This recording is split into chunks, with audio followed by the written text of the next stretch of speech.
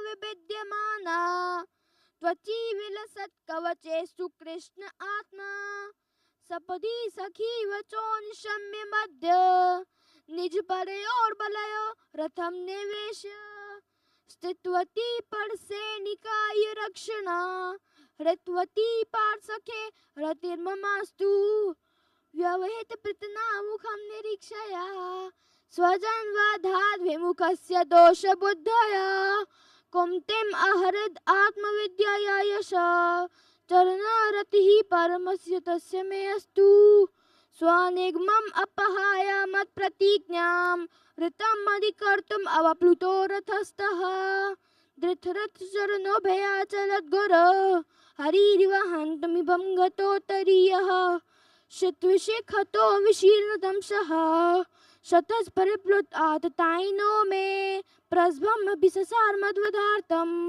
स भवतु मे भगवान् गतिर्मुकुन्दः विजयरथ कुटुम्ब आततोत्रे धृतहया रश्मिनि तच्छ्रेक्षणीये भगवती रतिरस्तु मे मुमुशोर् यम इहा निरीक्षया हतागतः स्वरूपम ललित गति विलास वल्गुहासा प्रणय निरीक्षण कल्पितो रोमानः कृतम अनुकृतवत्य उन्मदान्धा प्रकृतिम अगनकिल्यस्य गोपवद्वः मुनिगणिपवर्य संकुले अन्तः सदसि युधिष्ठिर राजसूय एषाम् अर्हणम् उपपेद ईक्षणीयो मम दृशि गोचर एष आविरात्मा तम इमम अहम अजम शरीर भाजाम हृदि हृदि दिष्टितम आत्मकल्पितानां मम दृशम इव नैक अधार्कमेकम्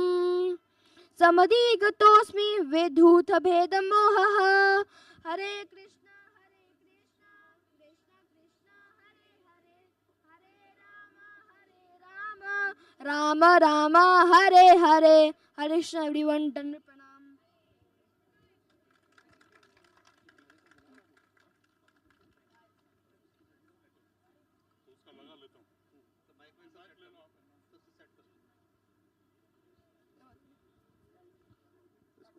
मृदंगा को साइड में कर दो तो प्रभु के लिए चौकी वौकी जो लगानी है सब लगा लो आप।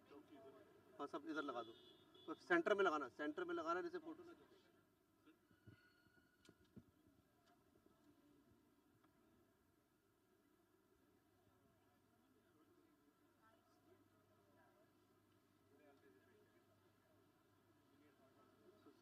आज महेश प्रभु का फैमिली है संकल्प के लिए। As soon as Mahesh comes, we can do the sankalpa. Just be ready. You told him.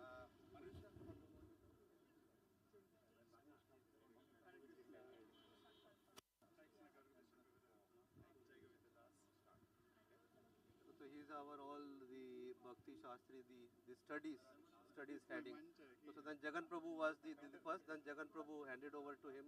Jagan Prabhu is the overall guide, but then he is taking over now all.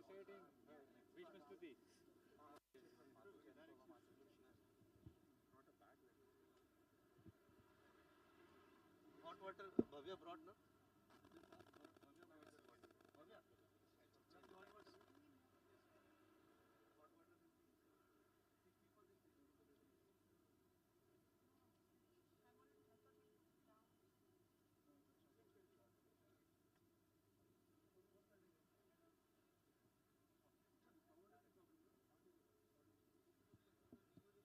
Subhashi, I want that Krishna picture put in. That Krishna picture that I sent, I want that put.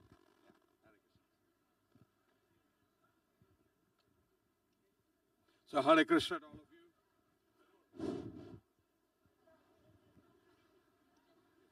Hare Krishna.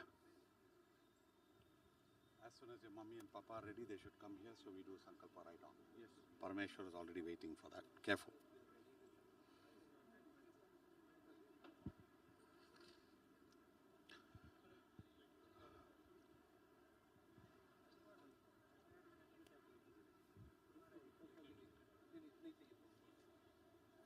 So Hare Krishna to all of you. So it's a wonderful opportunity for us to celebrate a SAPTAH, Shrimad Bhagavatam SAPTAH, starting today. Thank you, Mahesh Gaur Govinda Prabhu. Thank you, Rashmi, Manisha, Pallavi, Sanjit, and all the Karthik. Karthik, a new member to the family. Hare Krishna.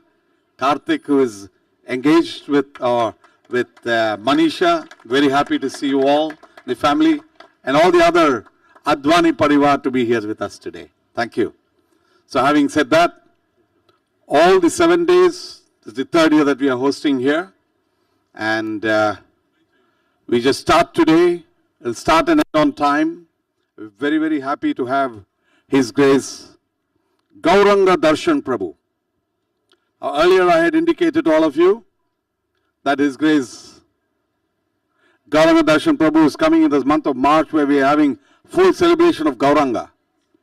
It is the month of Gaura Purnima. So we celebrated the appearance of Gauranga Mahaprabhu. We had the presence also of Gauranga Prabhu just last week. And we have Gauranga Darshan Prabhu. Hare Krishna. This is the first time we are having darshan of Gauranga Darshan Prabhu in Dubai. I just wanted to say that Gauranga Darshan Prabhu is from IISC, and this morning I had an opportunity to meet him and understand how he joined the Krishna consciousness movement. And I wanted that picture. Yeah? And so what I understood as they're waiting and putting on the picture, so Prabhu studied at the Indian Institute of Science in Bangalore. He's an educator, author of more than 35 books and still many more to go.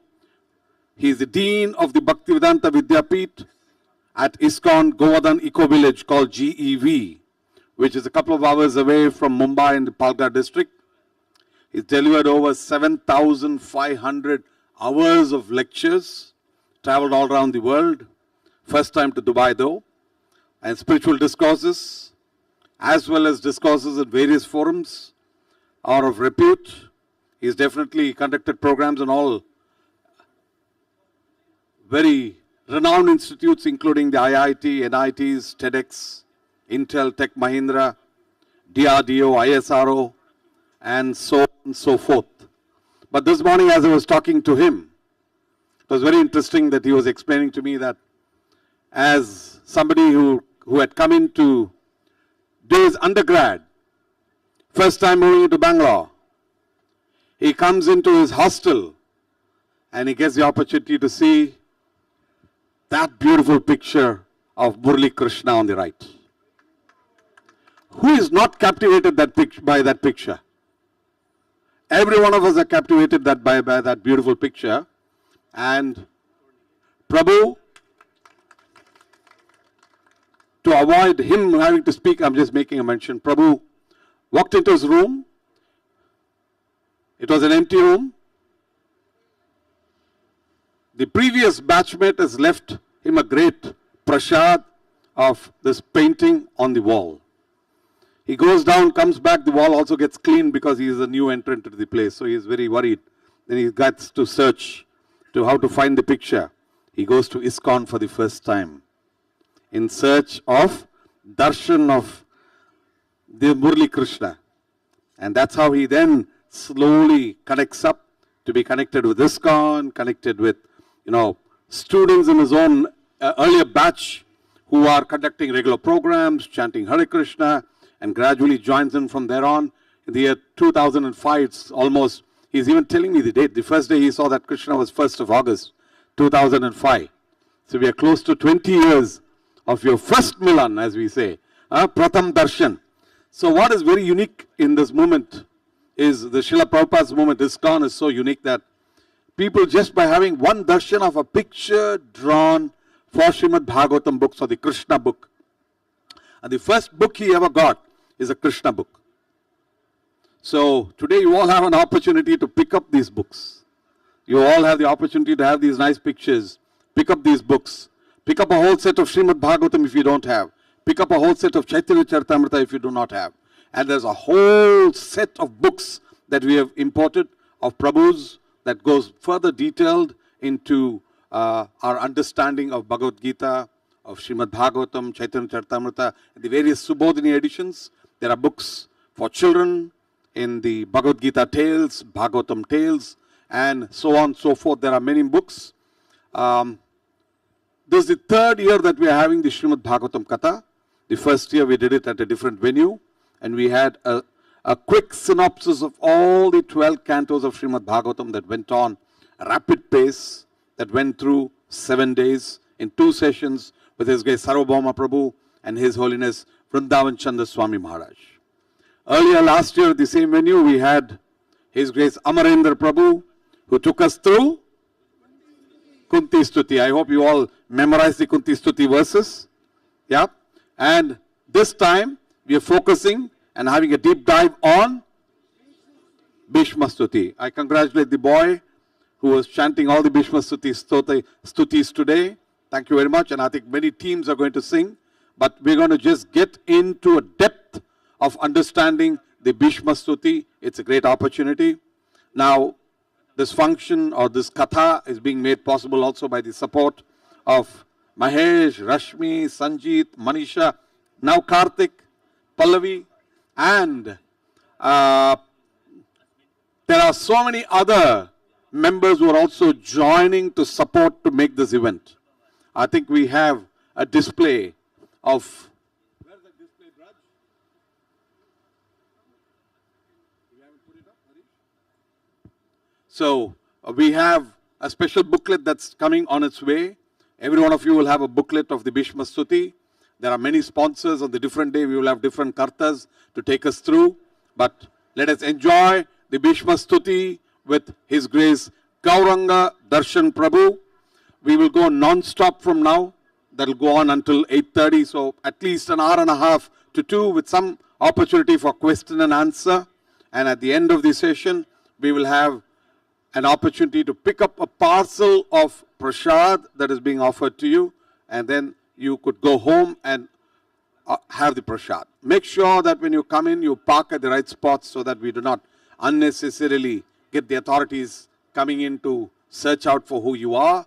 And as well, we would request every one of you to come in, get your slippers put into the rack, silently move in here, make sure that the children are not just running around with our mobiles switched off. Let's be there here every day, though we have it online that you can watch from your comforts of your house. But there's nothing like being personally present here and having this going on. For those of you who do not understand English, the Hindi version is coming online that you can connect online and hear. But please, the whole session here will be in English. Although, as Shrimad Bhagavatam is very wide, we are only focusing on one chapter this year, and every year we will have similar focus of different parts of Shrimad Bhagavatam. It is very important that we go home, read the entire Bhishma Stuti every day, try to memorize the Bhishma Stuti before the end of these 7 days, at least learn a few of these shlokas by heart with the meaning, and from tomorrow I request all of you to carry your own notebook. What Prabhu has done as Bhagavata Subodhini and Chaitanya Subodhini comes by a lot of reading, rereading, analyzing, and then working towards how to picture it to all of us in such a beautiful way that all of us have been following his beautiful, I would say, flowcharts and summarization of Shrimad Bhagavatam all these years. And so it will be very good because as Prabhu will speak, beyond the Shrimad Bhagavatam shlokas from the Bhishma Stuti, there would also be various quotations that he will bring about. And he's so profuse in quotations. So it will be very nice if you all have a notebook, come over with that mentality to read, understand, jot. Why? We don't want you to be, we are all from ISKCON, right? I always say it. It's not that you come for a katha, ISKCON se USKCON. Nee. When you write in your notebook, you get it deep into you. And we want every one of you to be able to speak this Bhagavad Katha as you go forward. Right? So all of you should be able to speak, quote from these verses. So having said that, we thank. Come again? One car is already parked wrong. What is the number? It's not yet on display. Please, we don't want anybody to really do a wrong parking. Please ensure that we have some sensitive tenants around, and we have had some problems in the past. Park your car, easy ways to park on all the side, or just catch a bus and come over. We have free buses from Bardubai also, but ensure the car number is not on. The car number is not on screen. Forgive me. Car blocking the way, remove immediately. Whosever car it is, you have a fine already. You have to pick up one full set of the fine book of Bhagavata Subodhini. Whosever car it is. What's the number? 84020. Seems to be a Toyota. Thank you. You got the first Bhagavatam Subodhini set. Thank you very, very much. So every day we have the different sponsors of the event who will do a sankalpa, is what we are seeing here. So thank you. Also, for Mahesh, I just wanted to make one mention. Sorry to interrupt you. From Damodar Desh, we have a gift for you, for your wonderful services all these years, for having such wonderful Govinda's restaurants, for hosting so many programs and making your house open for all of us. We have a very unique set, a huge Bhagavad Gita book. That's a gift for the Mahesh Gaur Govinda Prabhu and family. Thank you. Hare Krishna. Over to you, Prabhu. I would like to thank Braj also, who has been helping, coordinating. Now, yeah, those who can sit on the floor, best, so we can avoid chairs. We leave chairs for the elders. I would request, if possible, sometimes the front row to be left open. We may have some special guests of Mahesh Gauranga Prabhu that may come through. And then there's a toilet right in this corner. I don't know whether there's one or two, but there are two toilets. There's a gents and a ladies' toilet for those of you who may want to go. Sorry. And there's be water that's available. Make sure that if you drink the water, the bottles are not just left as prasad on the floor, that you take it and put it at the right spots. And children need to be also monitored and to be cared. We do have a small desk at the rear that children can go and do some artwork and painting without too much of noise. Thank you very much to the teachers. Over to you, Mahesh. Thank you. Hare Krishna. So first of all, I would like to offer my profound gratitude to Srivalla Prabhu and the family. Then my gratitude to Prabhu, who has graced this occasion, with his beautiful and wonderful Bhagavatam Katha, which we are going to listen to the next 7 days. I would request you all Vaishnavas to pray for me and my family. And please bless us so that we can keep serving Guru and Gauranga. And we keep serving you all. My just one request, okay? Last time also the police came.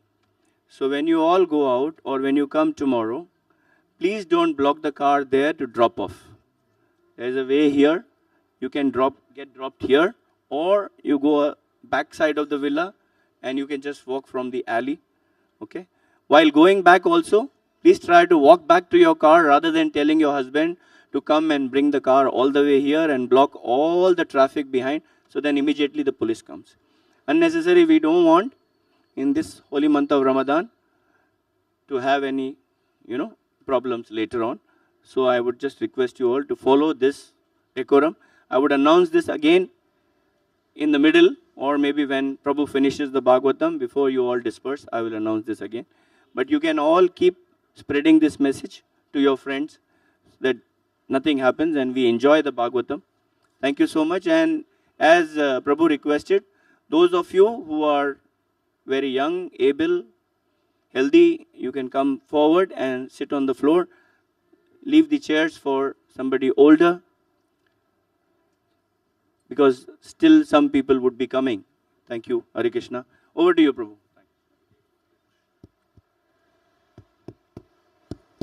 Hare Krishna. Am I audible? Hare Krishna. Yeah, I think I'm audible. Thank you, Srivalla Prabhu, for organizing this beautiful Bhagavata Katha and your generous introduction and orientation of the whole program. And I thank all of you for coming here. We'll begin with Jai Radha Madhav. Jai Radha Madhava Kunja Bihari Gopi Janavalla Giri Varadhari.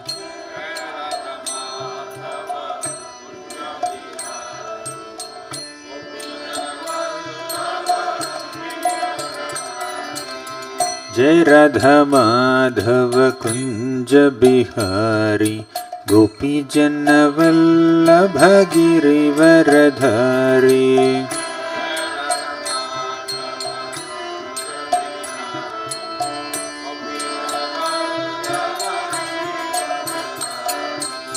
Jai Radha Madhava Kunja Bihari Gopi Janavalla Giri Varadhari.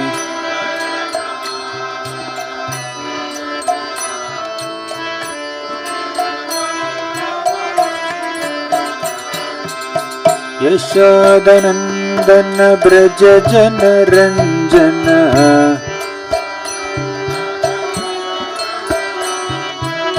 Yashodanandana Braja Jana Ranjana.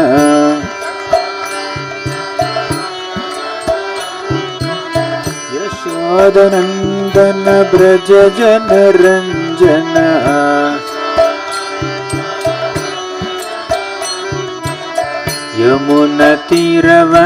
यमुनतीरवनचारी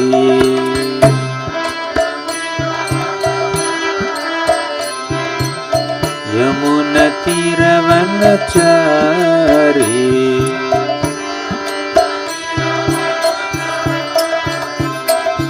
जय राधा माधव कुंज बिहारी गोपी जन वल्लभ गिरिवरधारी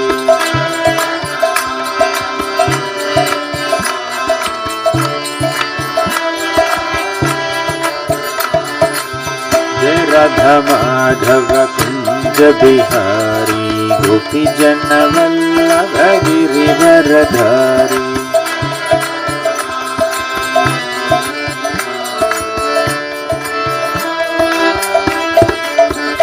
जय राधा माधव राधा माधव राधे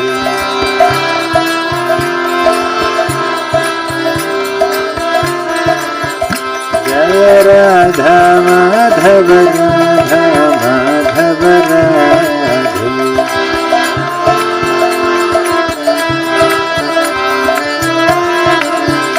जय जय प्रभुपाद प्रभुपाद प्रभुपाद जय जय Prabhupada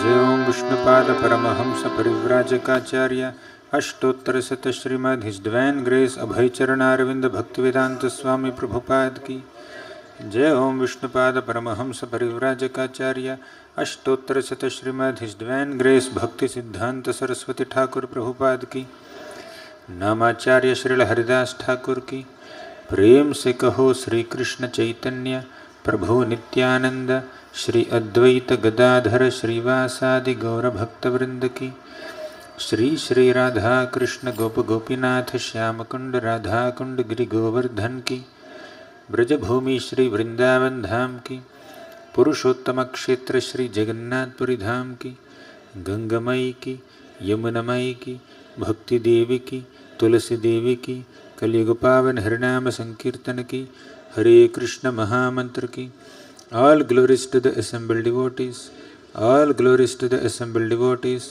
all glories to Shri Guru and Shri Gauranga.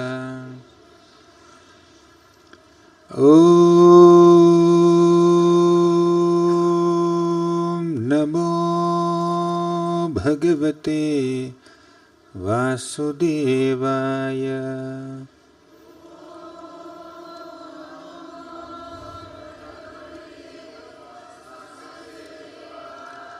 Om Namo Bhagavate Vasudevaya.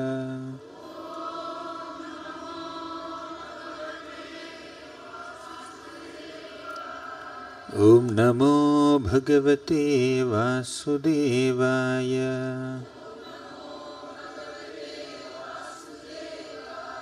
Om Ajnanatimmirandhasya Jnananjanashalakaya चक्षुरुन्मिलितं येन तस्मै श्रीगुरवे नमः। श्रीचैतन्यमनोभीष्टं स्थापितं येन भूतले स्वयं रूपः कदा मह्यं ददाति स्वपदान्तिकं। वन्देऽहं श्रीगुरोः श्रीयुतापदकमलं श्रीगुरून् वैष्णवांश्च श्रीरूपं साग्रजातं सहगणा रघुनाथान्वितं तं सजीवं साद्वैतं सावधूतं परिजनसहितं कृष्णचैतन्यदेवं श्रीराधा कृष्णपादान् सहगणा ललिता श्रीविशाखान्वितांश्च। हे कृष्ण करुणा सिन्धो दीनबन्धो जगत्पते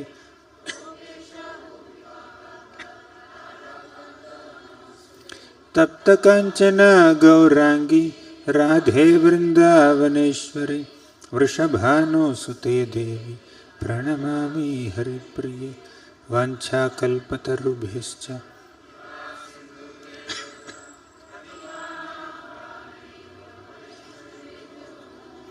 नमः ॐ विष्णुपादाय कृष्णपृष्ठाय भूतले श्रीमते Bhaktivedanta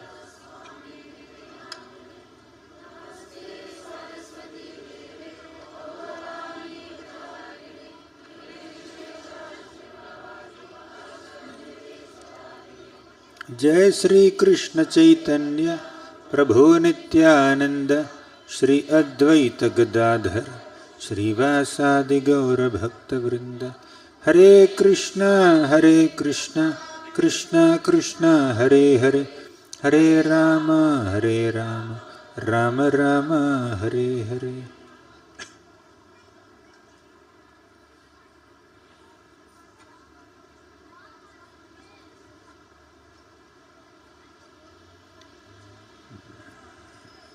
Hare Krishna.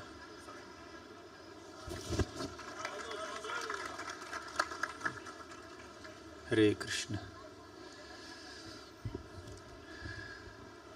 I offer my humble obeisances to all the devotees who have assembled here for this discussion on the glories of Bhismadeva and his prayers for 7 days continuously.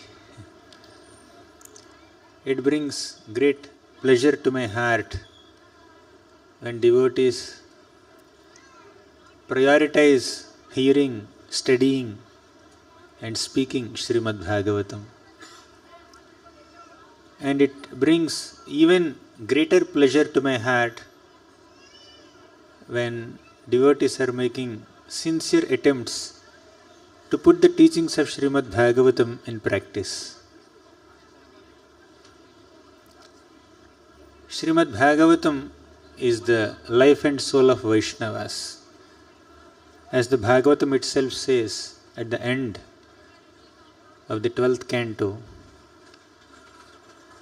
Shrimad Bhagavatam Purana Babalam Yad Vaishnavanam Priyam Yasmin Paramahamsyameka Babalam Gnanam Param Giyate Tatra Gnana Viraga Bhakti Sahitam Naishkarmyamavishkritam Tat Shrinvan Supathan Vicharana Paro Bhaktya Vimuchyennaraha. Shrimad Bhagavatam is the spotless Purana. Bhagavatam describes the pure glories of the Supreme Lord Krishna and his incarnations and his devotees. Purana Mamalam, and the materially motivated practice of dharma is kicked out right in the beginning of Bhagavatam. There are 4 Purusharthas, Dharma, Artha, Kama, Moksha. Dharma is various activities that we do in this world. You can call them duties, obligations, whatever. Some are religious duties and pious activities. So that is dharma. And many times people in this world perform dharma to get artha, money. And they use artha, money, to fulfill their kama, desires. And when they are bored, tired and frustrated in their attempts to fulfill their kama, then they think of moksha. And oftentimes that moksha is impersonal moksha. So Bhagavatam kicks out this materially motivated practice of dharma right in the beginning. Dharma projyata kaita hotra paramo nirmatsaranam satam. Dharma projyata kaitava. Kaitava dharma is kicked out right in the beginning of Bhagavatam. And the pure dharma of the soul is established in Bhagavatam. What is the pure dharma of soul? To love Krishna, to serve Krishna without any motivations and without any interruptions. Savai pumsam paro dharmo yato bhaktiradhokshaje ahaituki apratihata yayatma suprasidati. So only when we render service to Krishna without any material motivations and without any interruptions or inconsistencies or irregularities, the heart is completely satisfied. That is the dharma that Bhagavatam is propounding. So Bhagavatam is not propounding some materially motivated practice of dharma. Bhagavatam is propounding unmotivated practice of dharma. Bhagavatam is bringing us to the spiritual plane of following dharma, which is to selflessly serve Krishna, to seamlessly serve Krishna, to serve Krishna without any selfish desires. So, that Bhagavatam is very dear to devotees. Shrimad Bhagavatam Purana Mamalam Yad Vaishnavanam Priyam. All Vaishnavas love this Shrimad Bhagavatam. Yasmin Paramahamsya Bekabamalam Gnanam Param Giyate. And great Paramahamsas also appreciate and adore this Bhagavatam, and it is understood by those Paramahamsas who are free from any material envy. Of course, if I have envy, should I not read Bhagavatam? Yeah, you read Bhagavatam even if you have envy, to get rid of that envy. Right? So, Yasmin Paramahamsam Ekamamalam Gnanam Param Giyate. Bhagavatam propounds the highest Gnana, the greatest knowledge, spiritual knowledge of Krishna's Nama, Rupa, Guna, Leela. Tatra Gnana Viraga Bhakti Sahitam Naishkarmyam Avishkritam Tatshrinvan Supathan Vicharana Paro Bhaktya Vimuchye Naraha. So Shrimad Bhagavatam inaugurates or launches what? Tatra Gnana Viraga Bhakti Sahitam. Gnana means knowledge. Viraga means detachment. Bhakti is devotion. Naishkarmya means non-reactionary work. Means you perform some karma, but there is no material reaction for that karma. That is called Naishkarmya. So Bhagavatam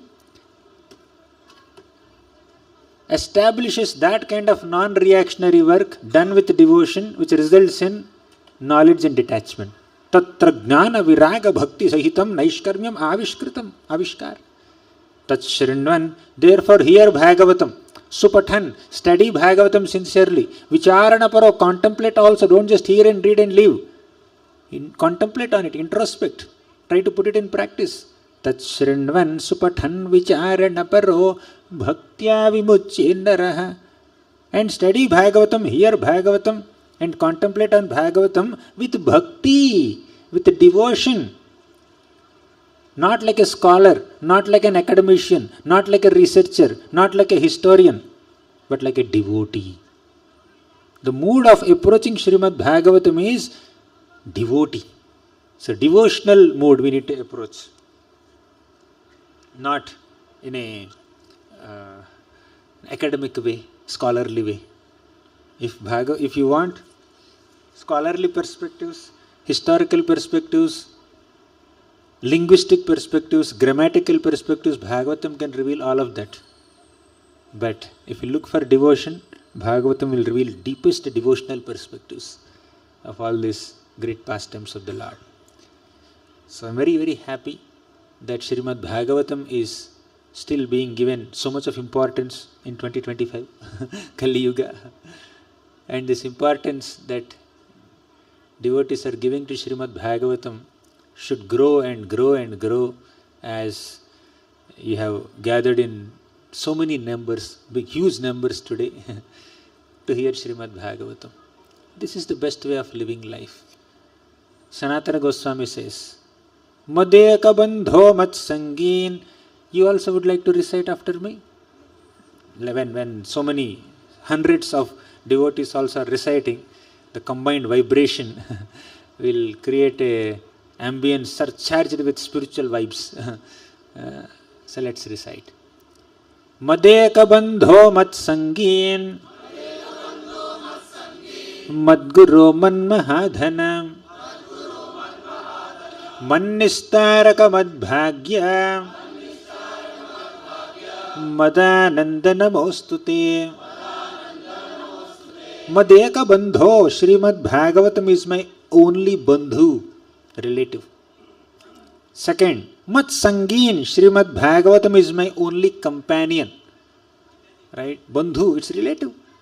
What do you, like, you have so many relatives, each of you have so many relatives. What do your relatives do generally? They help you. If you are joyful, they share your joys. If you are distressful, they will share your distress. They will give shoulder so that you can put your head on the shoulder and then have some emotional exchange. Bhagavatam does all that and much more effectively than our relatives also. Wow. Very beautiful booklet is made. Hari Hari. So, Madheka Bandho, Bhagavatam is our only relative. Second, Mat Sangeen.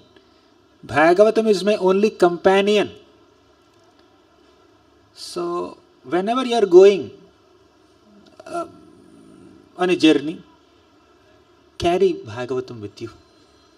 Whenever you are waiting for somebody, just you have 5 minutes or 10 minutes break, just open Bhagavatam and read one shloka, read 2 shlokas.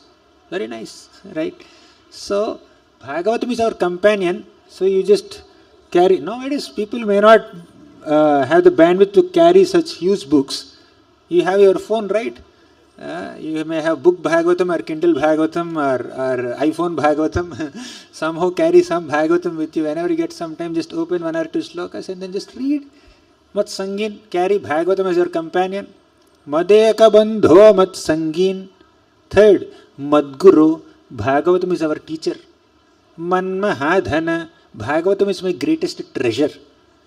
Mannistaraka, Bhagavatam is our deliverer. It will protect, it will save us. Savior. Mannistaraka Mad Bhagya, Bhagavatam is my greatest fortune. Madanandana Mostute, Bhagavatam is my greatest pleasure. Right? So this is what Sanatana Goswami says. Our great acharyas have given so much importance to Shrimad Bhagavatam. So Bhagavatam is playing all the 7 roles in our life. Bandhu, Sangin, Guru, Dhana, Nistaraka, Bhagya, Ananda. Bhagavatam is playing 7 roles. I hope all of you are listening. So just before the session, His Grace Sri Vallabh Prabhu said, you all make notes. You know why? There is a quiz after the class. Before you ask me questions, I will ask you questions. So that you can respond. So Bhagavatam plays these 7 roles in our lives.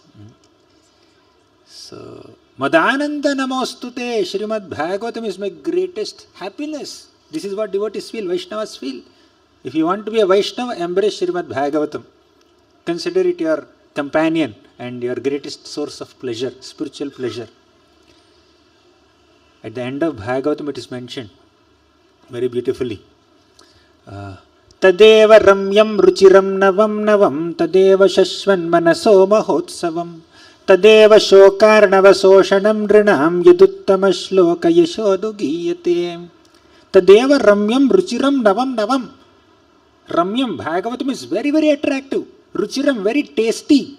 Navam navam. The more you hear Shrimad Bhagavatam, the more you feel very fresh. Yeah, this pastime I never heard.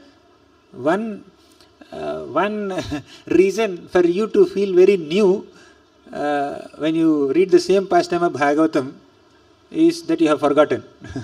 What you have read, you have forgotten, therefore it appears new.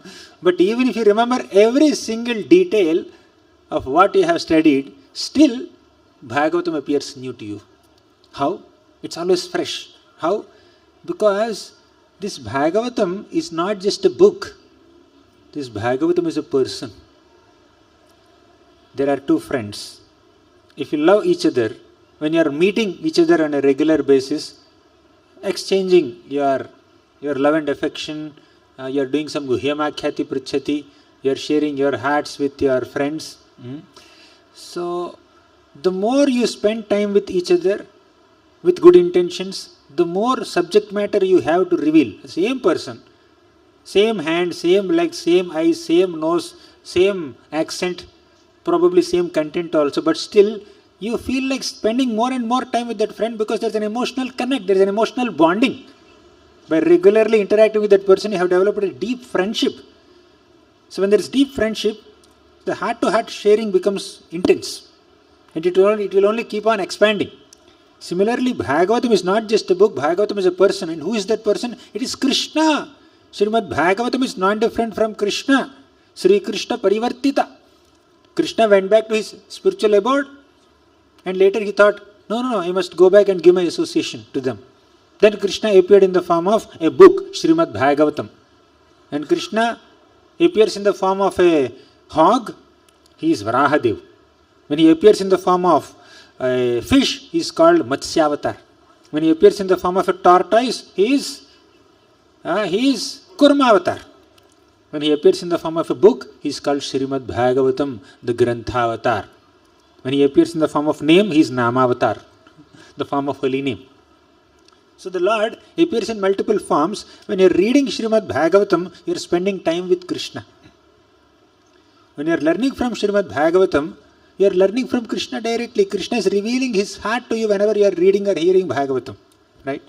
So it's our great fortune to be able to regularly hear, study and discuss Shrimad Bhagavatam. So Tadeva Ramyam Ruchiram Navam Navam. And the more you read Bhagavatam, the more fresh it appears. Tadeva Shashvan Manaso Mahotsavam. Shashvan means constantly, eternally. Manaso Mahotsavam. Shrimad Bhagavatam creates greatest festival to your heart. Utsava is festival. Mahotsava is great festival. Manaso Mahotsava means great festival of the heart.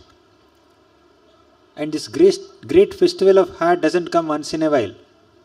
Tadeva Shashvan Manaso Mahotsavam.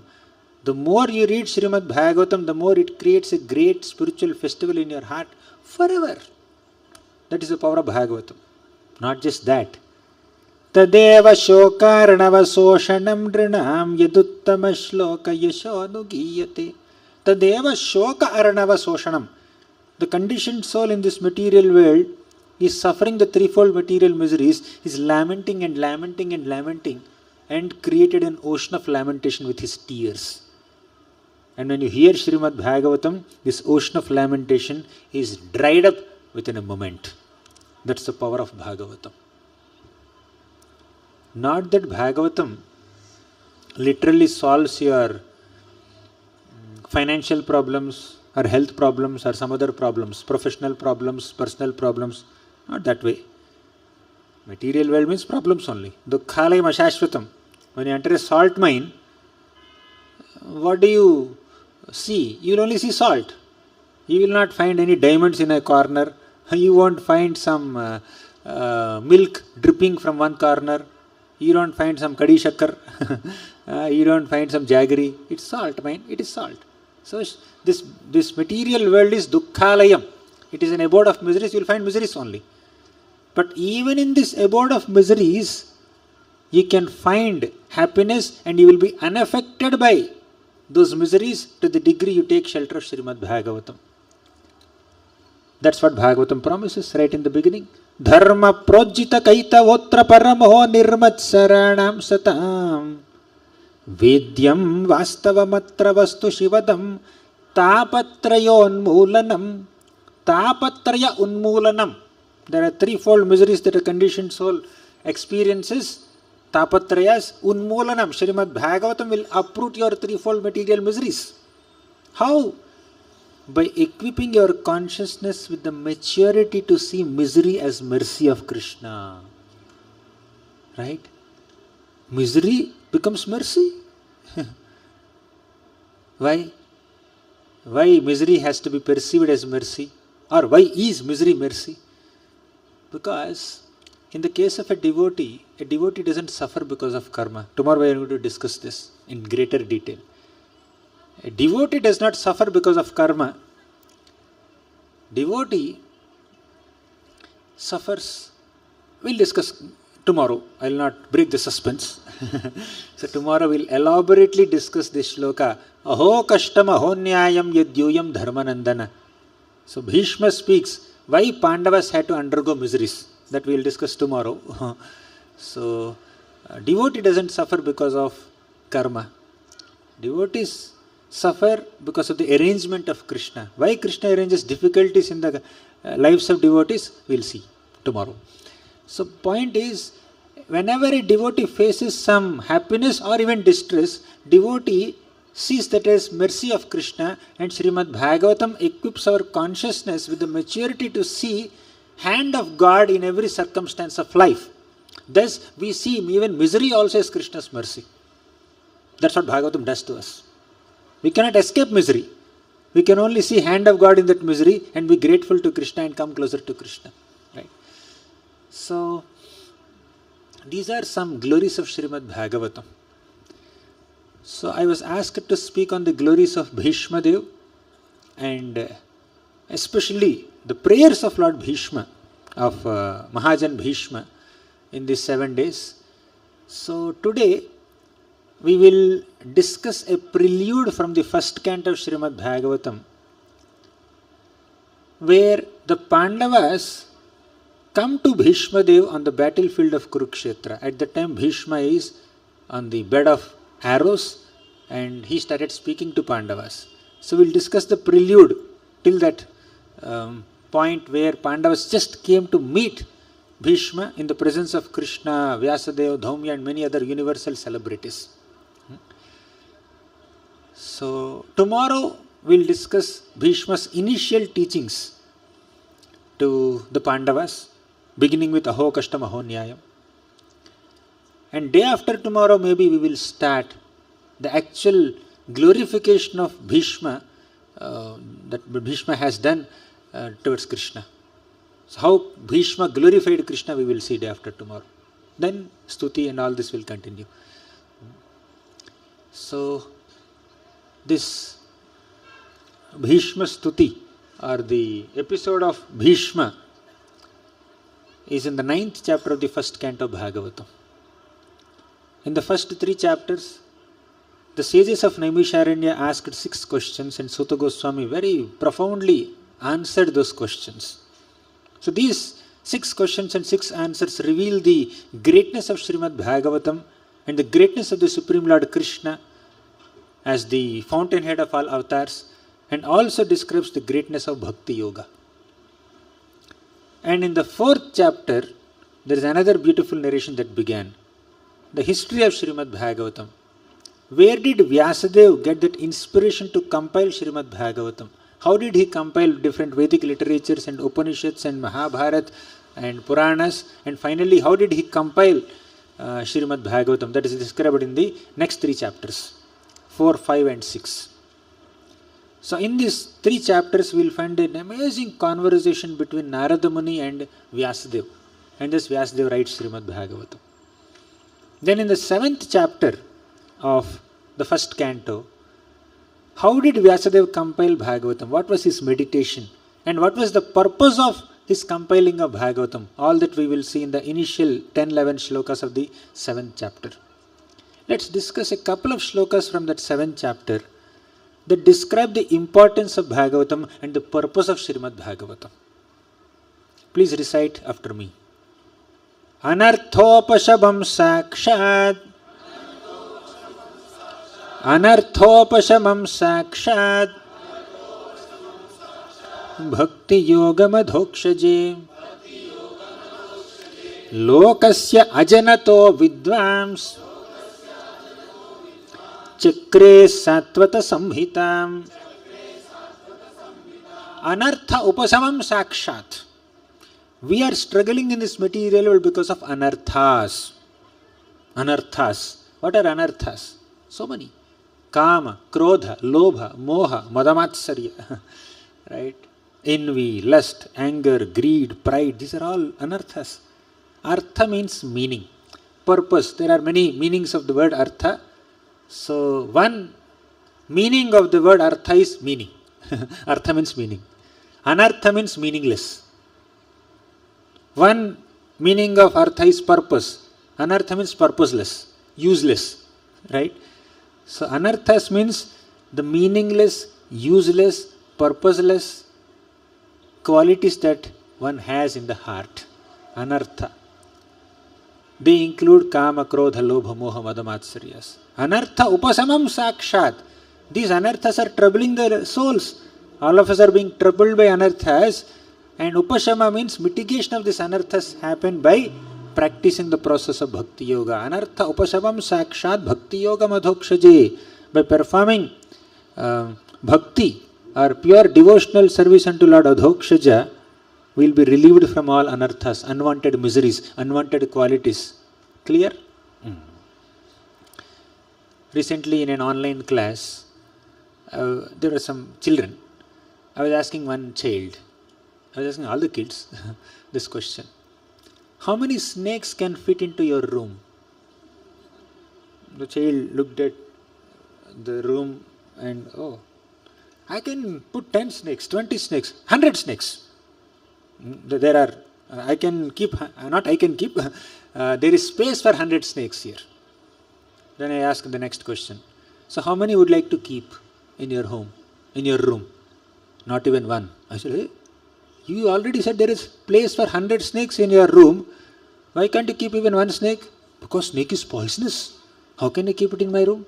I can't live with a snake. Good point. How much space is there in our heart? This is our room. Enough space, right?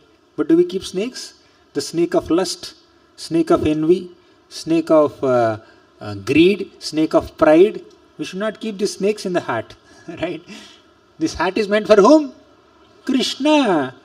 So, if the heart is not clean, Krishna would not like to stay there. And especially if the heart, this room is filled with so many poisonous qualities like envy, pride, greed, then Krishna will be very uncomfortable. Even we feel uncomfortable to stay in a place that is filled with filth, dirt, or toxic people, those who envy us. Similarly, we should not allow envy, pride, greed, lust to stay in our hearts. That's a place for Krishna to stay. How can you offer the place of Krishna, the seat of Krishna to someone who is so unworthy? Right? So, anartha upasamam sakshat bhakti yoga madhokshaje lokasya ajanato vidvams chakre satvata samhitam. By practicing bhakti, we are cleaning the heart, right? So that Krishna can stay there permanently. So, practice of bhakti will remove all the anarthas. That's what the shloka says. Anartha upasamam sakshat bhakti yoga madhokshaje.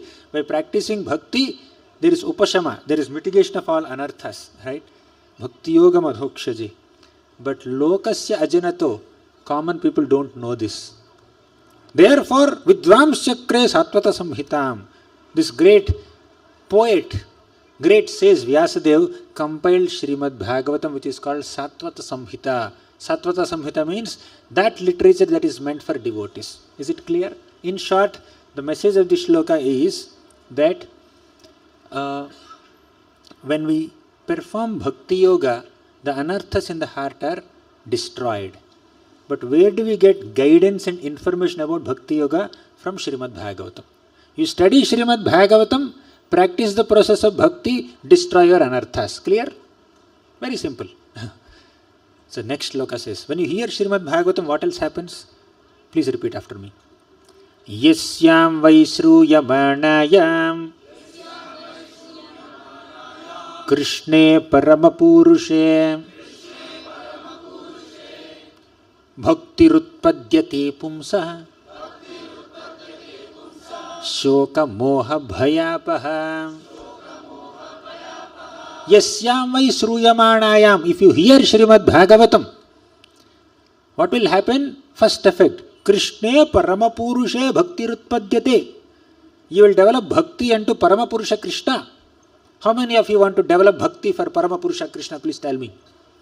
Yes, practically every hand. He is raising two hands. Right? We want to develop bhakti unto Paramapurusha Krishna, right? Therefore, hear Bhagavatam. Yasyam vai sruyamane. When you hear Shrimad Bhagavatam, you will develop bhakti unto Krishna.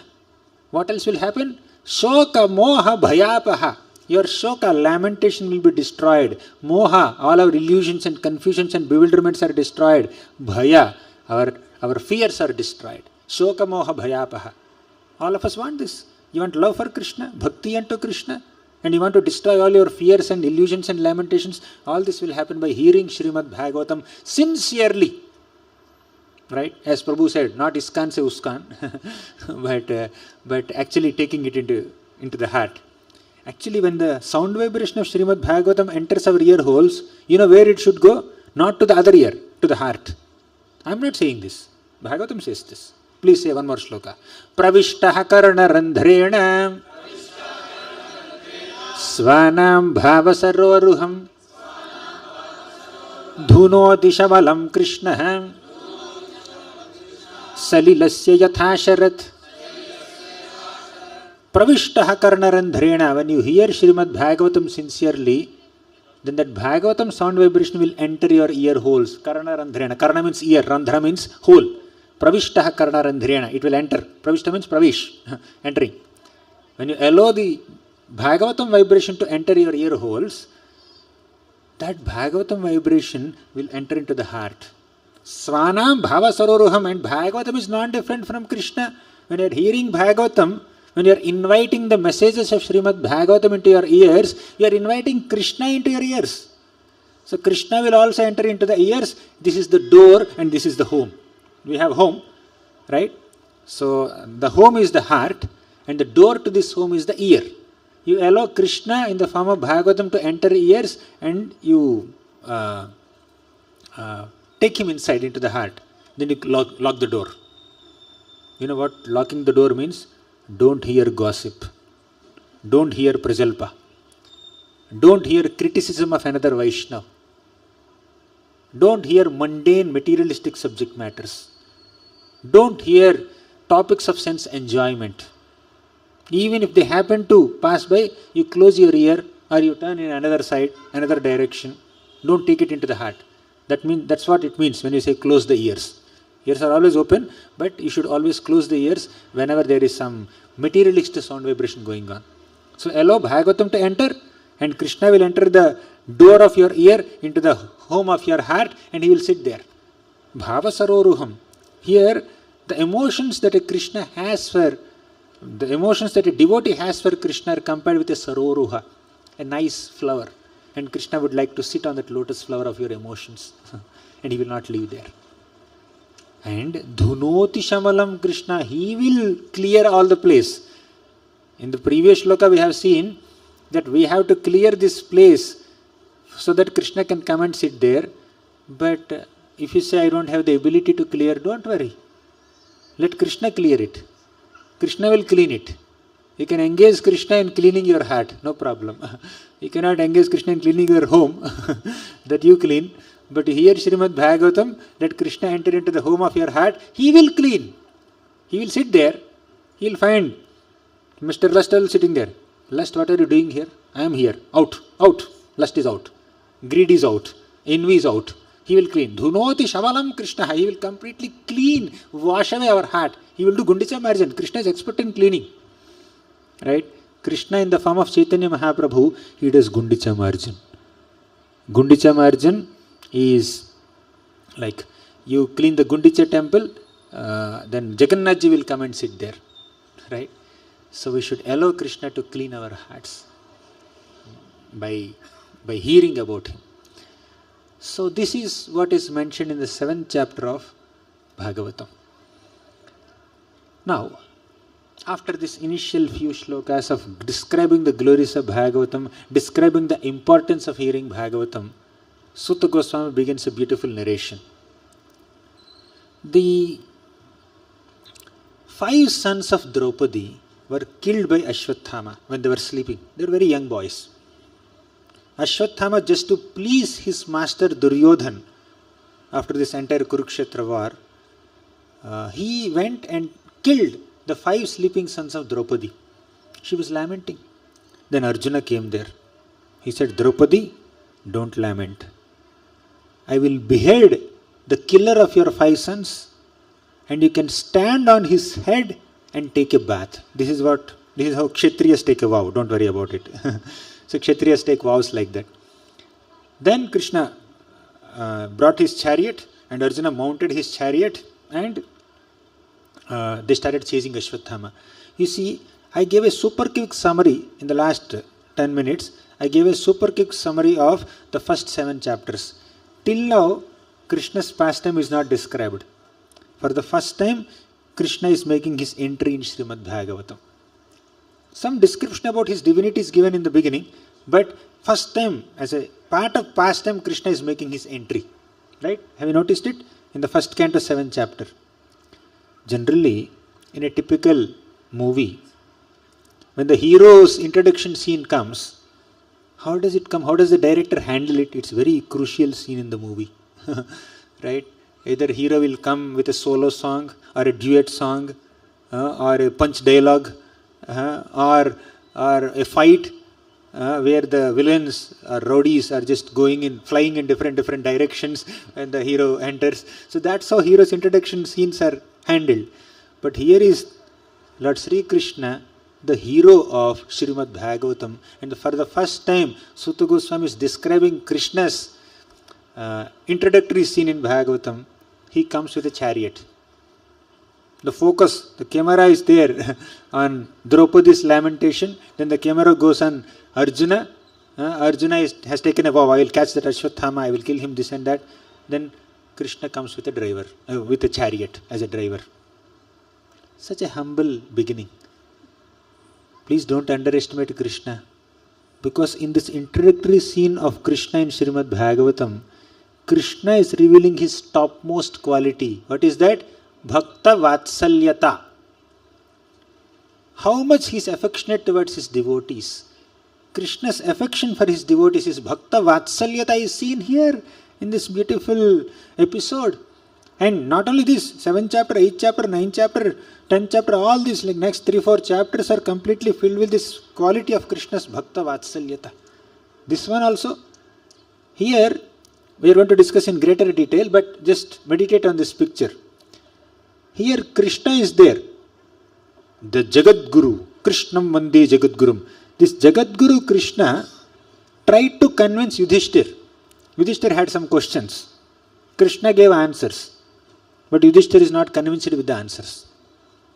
Then what did Krishna do? Krishna took Yudishthira Maharaj to Bhishma. And Bhishma gave answers, Yudishthira is completely convinced. Can you just imagine? This is Krishna's Bhakta Vatsalyata. Krishna is so affectionate towards his devotees that Krishna, while giving answer to Yudhishthira's question, Krishna is also there in Yudhishthira's heart, right? Krishna is in front of Yudhishthira Maharaj, Krishna is there in the heart of Yudhishthira Maharaj. While standing in front of Yudhishthira Maharaj, Krishna in the heart of Yudhishthira Maharaj is saying, don't listen to me, don't listen to me. Externally, he is in front of Yudhishthira is standing here, Krishna is standing in front, and Krishna is speaking, and Krishna inside the heart of Yudhishthira Maharaj is saying, don't listen to me, don't listen to me. And Yudhishthira says, I will not listen to you, I am not convinced. Then Krishna says, okay, I will take you to Bhishma. Then Bhishma spoke. Then Yudhishthira is completely convinced. Why? To give more credit to his devotee Bhishma, Krishna took a low profile. This is how Krishna highlights his devotees. He is also called Prabhave Sarvasatvatam. Bhaktana Manavardhanam. These are the words that are used to glorify Krishna. Bhaktana Manavardhanam means the Lord who expands the glories of his devotees. Prabhave Sarvasatvatam means the Lord takes great pleasure in giving credit to his devotees more than he takes for himself. That is the glory of Krishna. So Krishna's Bhakta Vatsalyata is revealed right in the beginning of Bhagavatam. That is his introductory scene in Bhagavatam. So Krishna brought his chariot and Arjuna mounted the chariot, and Krishna is a Sarathi. He just both of these great warriors, Krishna and Arjuna, they chased Ashwathama, as you know very well. Ashwathama ran away, and at one point he could not protect himself. He realized that Arjuna and Krishna will definitely catch me and punish me and kill me. So in that panic, not knowing what to do, Ashwathama released a Brahmastra. Right? He just released a Brahmastra, and suddenly there was glare all over the place. And Ashwathama released the Brahmastra, and Arjuna felt, what's happening here? Then Krishna told, my dear Arjuna, Ashwathama released the Brahmastra, and you release another Brahmastra and withdraw both the Brahmastras, because Ashwathama has the knowledge of releasing a Brahmastra, he does not have the knowledge of withdrawing it. So you release another Brahmastra and withdraw both of them. Arjuna did it. Then finally Arjuna captivated Ashwathama, and Krishna insisted, please kill him. But Arjuna felt, no, let me not kill him. I will bring him to Mother Draupadi. And he brought him to Draupadi, and Draupadi felt so compassionate. You know what this great Vaishnavi was thinking? Draupadi Mata. She was thinking that just now I lost 5 sons. My 5 sons were killed by this Ashwathama, and I know the pain of a child's death. How can I give the same pain to Ashwathama's mother? See, this is called a Vaishnavi. So although she was experiencing pain, she is able to empathize with the pain of another devotee. So she said, release him. There was some argument and some discussion, but he was released. He was completely released. But this Ashwathama had no gratitude. He was looking for another opportunity to destroy the last descendant of the Pandavas. Pandavas had 5 descendants, 5 sons, all 5 were killed. Another son of Arjuna, Abhimanyu, he was already killed in the battle. Now there is one more remaining. Who is that? He was growing within the womb of Mother Uttara, Abhimanyu's wife. He is Parikshit Maharaj. Right? So he was looking for an opportunity. Meanwhile, Krishna just spent some time with the Pandavas and said, oh my dear Pandavas, now that Kurukshetra war is over, you have become kings, let me go to Dwaraka. So Krishna just mounted the chariot. Krishna mounted the chariot and he was about to depart for Dwaraka. Suddenly, Mother Uttara comes there. She says, Pahi pahi mahayogin deva deva jagatpate nanyam tadabhayam pashyet yatra mrityuho parasparam. Pahi, pahi, please protect me, O Krishna, Mahayogin, you are the greatest mystic. Pahi, pahi, Mahayogin, Deva, Deva, Jagatpate, you are the God of all gods, you are Jagatpati. Jagatpati means the master of the universe. Na anyam tada bhayam pashyet, I don't see anyone else other than you. Na anyam tada bhayam pashyet, yatra mrityuhu parasparam. When we are facing death, who has the capacity to protect us from death? Only Krishna. Please recite. Pahi pahi mahayogin Deva deva jagatpate Nanyam tadabhayam pashyet Yatra mrityuhu parasparam. Krishna, only you are the protector, there is no one else. This is called Ananya Bhakti. Krishna says about Ananya Bhakti several times in Bhagavad Gita. One such instance is Ananyas chintayanto mam yajanaha paripasate tesham nityabhiyuktanam yogakshemam bahamyaham. Ananyas chintayanto mam means a devotee who is completely dependent on Krishna. Apart from Krishna Chintan, Krishna Smaran, apart from remembering Krishna with complete dependence, the devotee has no other distraction, no other deviation, no other thought in the mind. Right? So that is the nature of a devotee. When a devotee is like that, Yogakshemam Mahamiham, Krishna will protect them. Their protection is Krishna's responsibility. Now here is Uttara Mata, she came running, please protect me, my dear Lord. Then Krishna understood what happened. Now why is Uttara Mata saying like this? Uttara is saying, I don't see anyone else who can protect me. Her fathers-in-law were there. Yudishthira Maharaj, the personification of Dharma. Can't he protect? Bhima, Vrikodara. Bhima has the strength of 10,000 elephants in one arm. Right?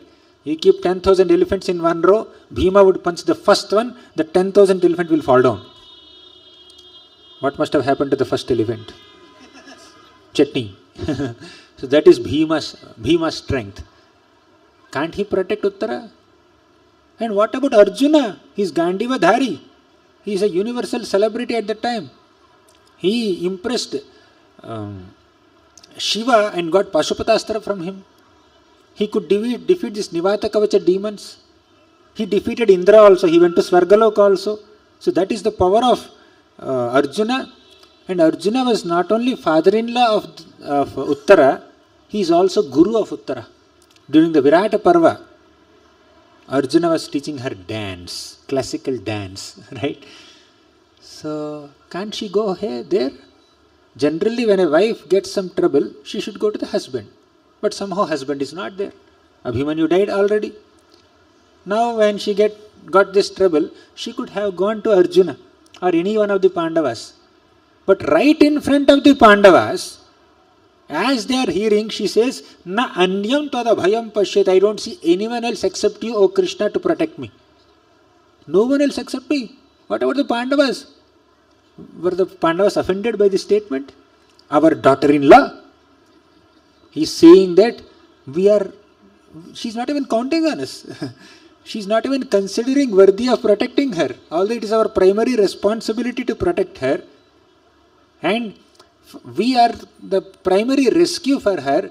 Right in front of us, she is going to Krishna and even saying that except Krishna, no one else can protect. It's like, insult for a Kshatriya, right? Our family, Krishna is from Yaduvamsha and they are Kuruvamsha. And she is the daughter-in-law of Kuruvamsha.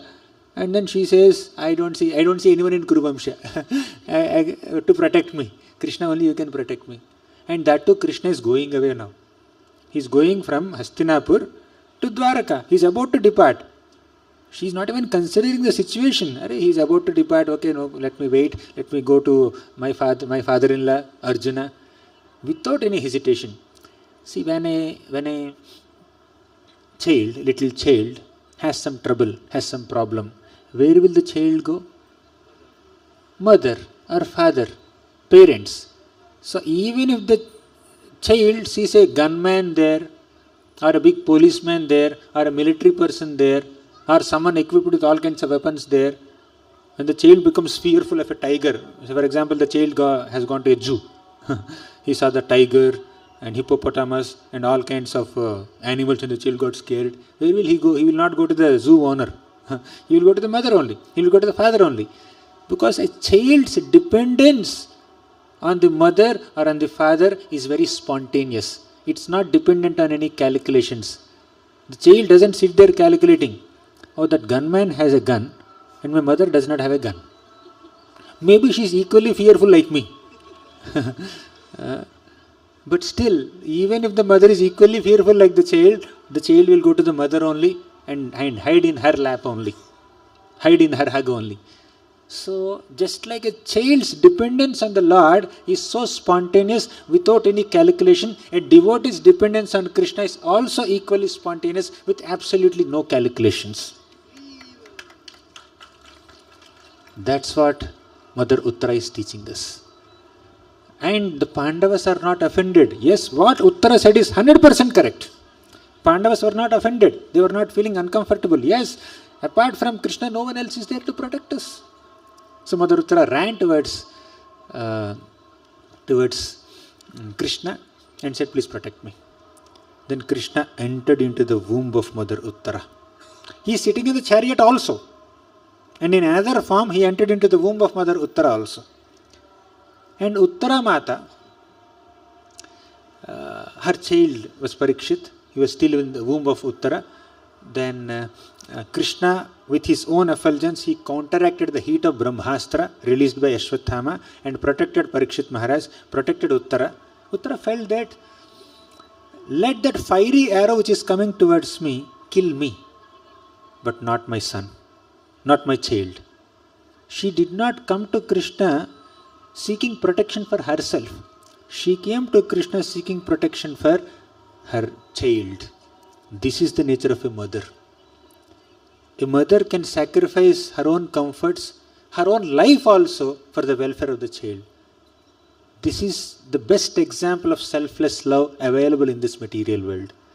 In this material world, the purest form of love is a mother's love for a child, right? So Uttara Mata is exemplifying this fact. So Krishna protected, and now he is about to depart. Then Mother Kunti came and said, and last year you must have heard an elaborate description of Kunti Mata's prayers from His Grace Amarendra Prabhu. So I will not touch them. Of course, I have to touch for my purification, but Now, our topic for discussion for the next 7 days is the next chapter. So, I'll give a very, very brief outline, not even outline. I'll just touch couple of themes from Kunti's prayers that help us nicely transit to the next episode of Bhishma. So, Kunti Maharani came to Krishna and she offered her heartfelt prayers. And initially her prayers are filled with glorification of Krishna's Nama Rupa Guna Leela, his glories basically. But later Kunti Maharani became little more personal. Initially she was glorifying Krishna's attributes, Krishna's greatness. But later she said, Krishna, you are going now. You are going to Dwaraka. If you go to Dwaraka, who will protect my sons? My sons are dependent on you. Then our Krishna said, your sons are so qualified. Yudishthira Maharaj is Dharma personified. And Bhima and Arjuna have great military strength. Why are you asking me? Why do you need me to protect them? So don't worry, they'll take care. You know what Kunti Mata said? My dear Lord, my 5 sons are like 5 senses. And you are like the life in the body. What is the use of having 5 strong senses without the soul in the body? So my sons, my 5 Pandavas are dependent on you. Without you they can't do anything. They can't flourish. They can't protect themselves. You protected them from hundreds and thousands of calamities. How can they protect themselves? They don't have that ability. Okay, fine. Krishna continued to hear her future prayers, further prayers. So like that she felt that, oh, I am praying for my son's welfare. What about Vrishnis? Vrishni dynasty is my parental family. I am praying too much for my husband's family. What will happen to my parents' family? They should also be happy. They should also get the association of Krishna. She was thinking like that. However, later she thought, why am I caught up in these partialities of my parents' family and my husband's family? I should not be thinking about these family relations. I should think about Krishna only. Then she said, Atha Vishvesha Vishwatman Vishwamurte Swakeshu me Sneha Pashamimam Chindi Dradham Pandushu Vrishnishu. O Vishvesha, O Vishwatman, O Lord, please cut this knot of family affection I have towards my parents' family and my husband's family. My sons, the Pandavas, and also my parents, Vrishnis. Please cut it. And Tvayime Vishaya Matir Madhupate Sakrit Ratim Udvahata Daddha Gange Vogham Udanvati. Tvayime Ananya Vishaya. Another word, Ananya. Ananya means nothing else, exclusively Krishna. O Lord, let my mind not be distracted or deviated by anything on this planet or beyond this universe also. Only you, nothing else and no one else. Just like Ganga, somehow or the other manages to flow towards the ocean despite having hundreds and thousands of obstacles on the way. When Ganga river is flowing towards the ocean, on her path there are hills and mountains and trees and villages and towns and cities, but crossing all of them somehow Ganga river reaches the ocean. Similarly, let my mind reach you, Krishna. That is her prayer. We should also offer prayer like this. O Lord, let my mind not be distracted or deviated by anything except you. I want to be completely dedicated to you. Madguna sruti matrina mayi sarva guhashaye manogati ravichinna yatha gangam bhasom bhudau. Madguna sruti matrina, just by hearing the qualities of Krishna, our mind should run towards Krishna. Manogati ravichinna, avichinna means without any obstruction. Let the flow of my mind, let my manogati, let the functionings of my mind be constantly devoted to Krishna and nothing else. That's what even Bhishma also says. Bhishma's first prayer is that. We are going to discuss it very soon. Iti mati rupa kalpita vitreshna bhagavati sattvata pungave vibhumni. So we'll discuss more when we come to that point. But point here is, a devotee always wants to focus their mind, their heart completely on Krishna.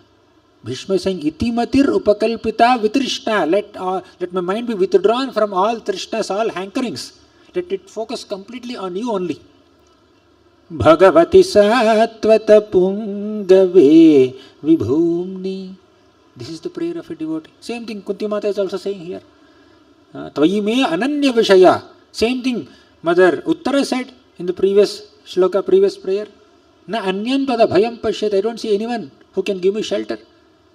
So Uttara, Kunti, Bhishma, all of them are finding Krishna as exclusive shelter. Pandavas also.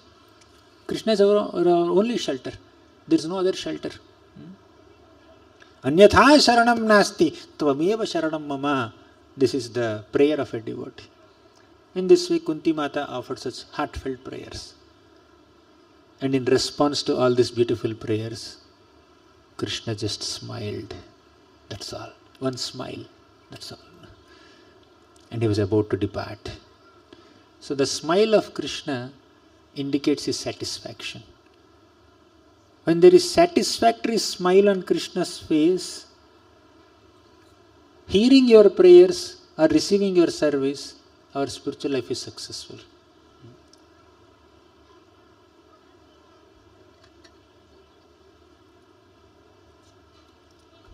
The whole purpose of spiritual life is to see satisfaction on Krishna's face, smile on Krishna's face. When he smiles with complete satisfaction, our life is perfect. This is called Samsiddhir Haritoshanam. Samsiddhir Haritoshanam. So, Kunti Maharani offered her prayers and Krishna smiled and he was about to depart. He was going to Dwaraka. Then another devotee came. How many interruptions for Krishna's journey? First he wanted to go. Uttara came and stopped. Krishna, please protect me. Fine. Krishna entered her room, protected Parikshit Maharaj. Then again he was about to go. Kunti Maharani came, expressing her gratitude. Krishna, please hear my prayers. He heard her prayers and then stayed back. And after she completed prayers, again she was about to go. He was about to go. Then suddenly Yudishthira Maharaj comes.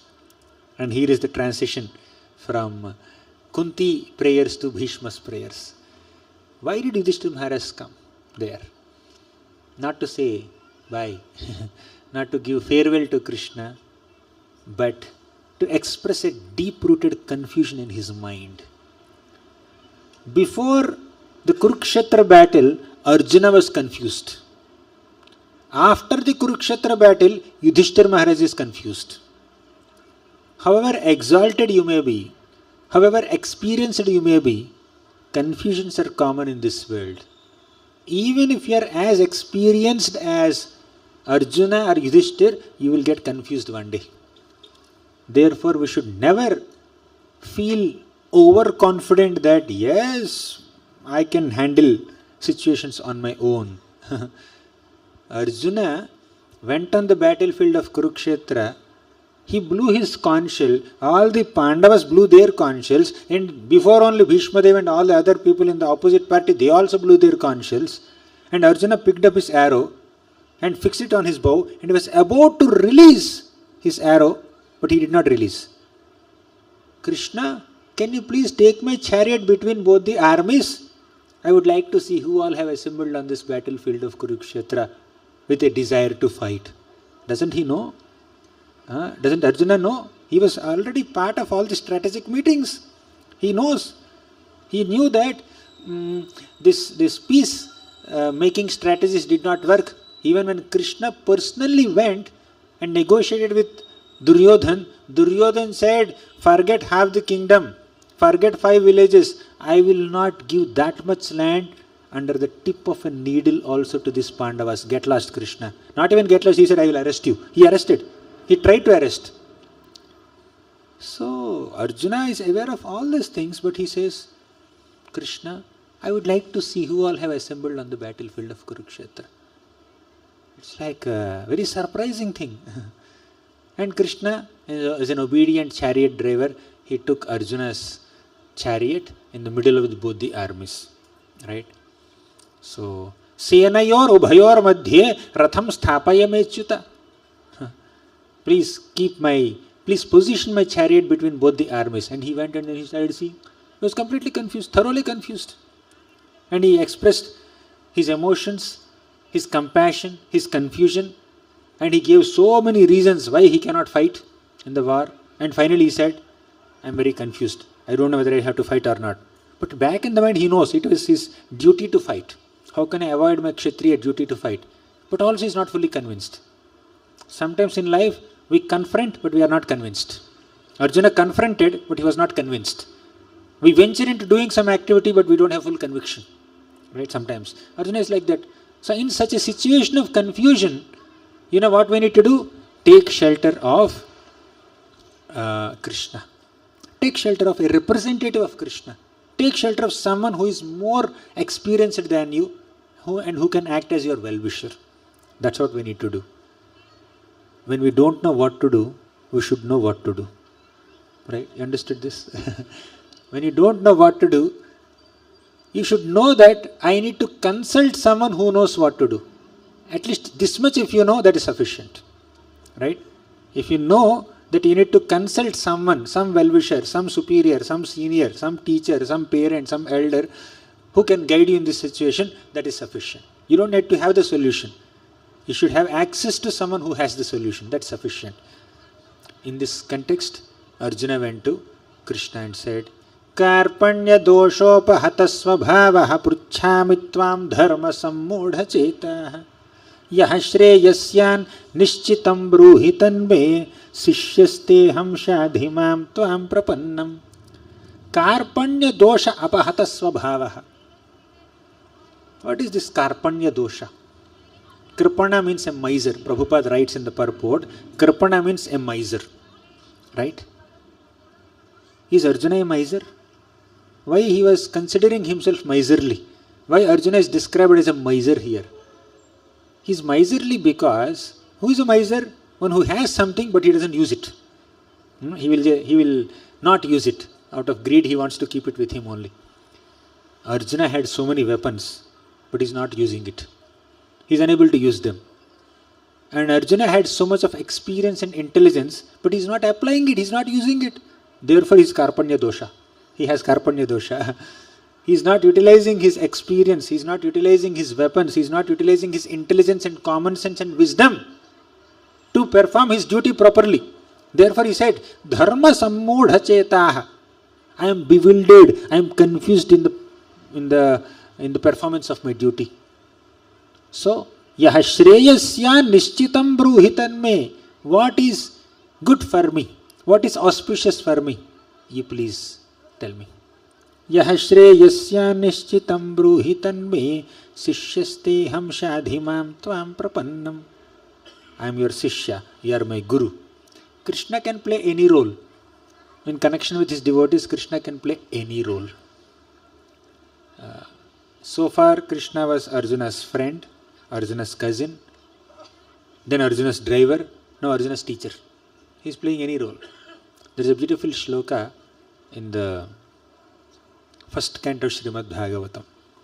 Sarathya parishada sevana sakhya dautya Virasana nugamanastavana pranaman Snigdheshu pandushu jagat pranatim cha Vishnor Bhaktim karoti nrupatis charanara vinde. You also want to recite? Recite. Sarathya parishada sevana sakhya dautya. Oh, they are trying to put. This comes somewhere in first canto, 16th chapter. Sarathya parishada sevana sakhya dautya Virasana nugamanastavana pranaman Snigdheshu pandushu jagat pranatim cha Vishnor Bhaktim karoti nrupatis charanara vinde. It's on the screen. I can understand now. You can recite now. Seeing.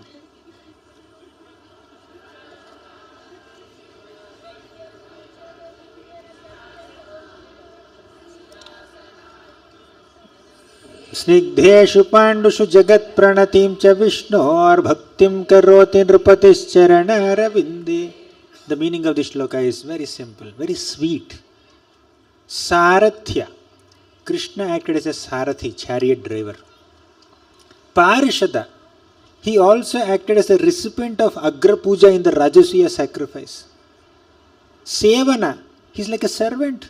Sakhya, friend. Dautya, messenger. Sarathya, Parishada, Sevana, Sakhya, Dautya, Virasana. He is like a night watchman. Stavana. He is also offering prayers. Virasana, Anugamana. Anugamana means he is following the footsteps of Yudishthira Maharaj. He is following the orders of Yudishthira Maharaj. Yudishthira is an elder cousin. Krishna is younger. So, and Yudishthira is king. Krishna is never the king. He never sat on the throne of Hastinapur or Mathura or Dwaraka. He never sat on the king. He never sat on the throne. He never acted like a king. So Yudishthira is the king, therefore he is Anugamana. He is following the instructions of Yudishthira Maharaj. Virasana Anugamana Stavana Pranaman. Stavana means he is praising the Pandavas. Pranaman, he is offering respects to the Pandavas. Why is he doing all that? Snigdheshu Pandushu Jagat Pranatim Cha Vishnu. He is the Supreme Lord Vishnu. Krishna is not different from Vishnu.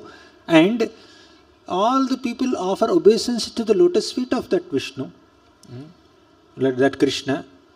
But Snigdheshu Pandushu, because the Pandavas are malleable by the will of Krishna, Krishna agreed to do all these menial services. Not agreed. Krishna volunteered to do all these menial services. Hearing this wonderful description of the relationship between the Pandavas and Krishna, our Parikshit Maharaj is offering obeisances. Bhaktim karoti nrupatis vindi. So the point here is Krishna can play any role in his connection with the devotees. Now, coming back to our current context, where Yudishthira Maharaj is completely confused. He was thinking, this great Kurukshetra war has happened. For what purpose? Just to enthrone me as the king of Hastinapur. Dhritarashtra could have ruled. Later Duryodhana could have ruled. Why I only should rule? Fine, I can rule, not a problem, but just to make me the ruler, just to make me the king, hundreds and thousands of soldiers had to lose their lives, they had to die. What would happen to their families? When an elder in a family dies, the youngsters in that family will not get proper guidance, proper nourishment. Emotionally, intellectually, culturally, they become very weak. And Yudhishthira is feeling that I am responsible for all that. Some similar concerns were raised by Arjuna before Kurukshetra battle also. But Krishna encouraged him and then he fought the battle. But after the battle was over and Yudhishthira was about to sit on the throne of Hastinapur, Yudhishthira says, oh, I am very sinful. Just to enthrone me as the king, thousands of people had to give up their bodies, give up their lives, and I incur all that sin. Just like a liquor pot. In those days people used to do this matkas, earthen pots. So when you fill an earthen pot with liquor, it is contaminated. Generally earthen pots are like one-time use. It's contaminated. So once you remove that liquor from that earthen pot should not be and cannot be used for any other purpose. Even if you wash that earthen pot with water from all kinds of rivers, still that is not reusable. You have to throw it. Similarly, Yudhishthira Maharaj is saying, even if I perform so many sacrifices and pious activities and vratas, I won't be able to wash away my sinful reaction. I am like that liquor pot. Hopeless. No possibility of purification. He was thinking like that. So Yudhishthira Maharaj is feeling so guilty, so repentant, so depressed, so devastated. Because so many people died just to enthrone him as the king of Hastinapur. Now, Krishna started speaking to him. Now, Yudishthira Maharaj came with this concern in his mind. He was not allowing Krishna to leave. Krishna, I have become so sinful. I am such a sinful person. I have become the cause of hundreds and thousands of people. Actually, Krishna said in the Bhagavad Gita, the soul cannot kill anyone. The soul cannot be killed by anyone. न जायते म्रियते वा कदाचिन्नायं भूत्वा भविता वा न भूयः अजो नित्यः शाश्वतोऽयं पुराणो न हन्यते हन्यमाने शरीरे.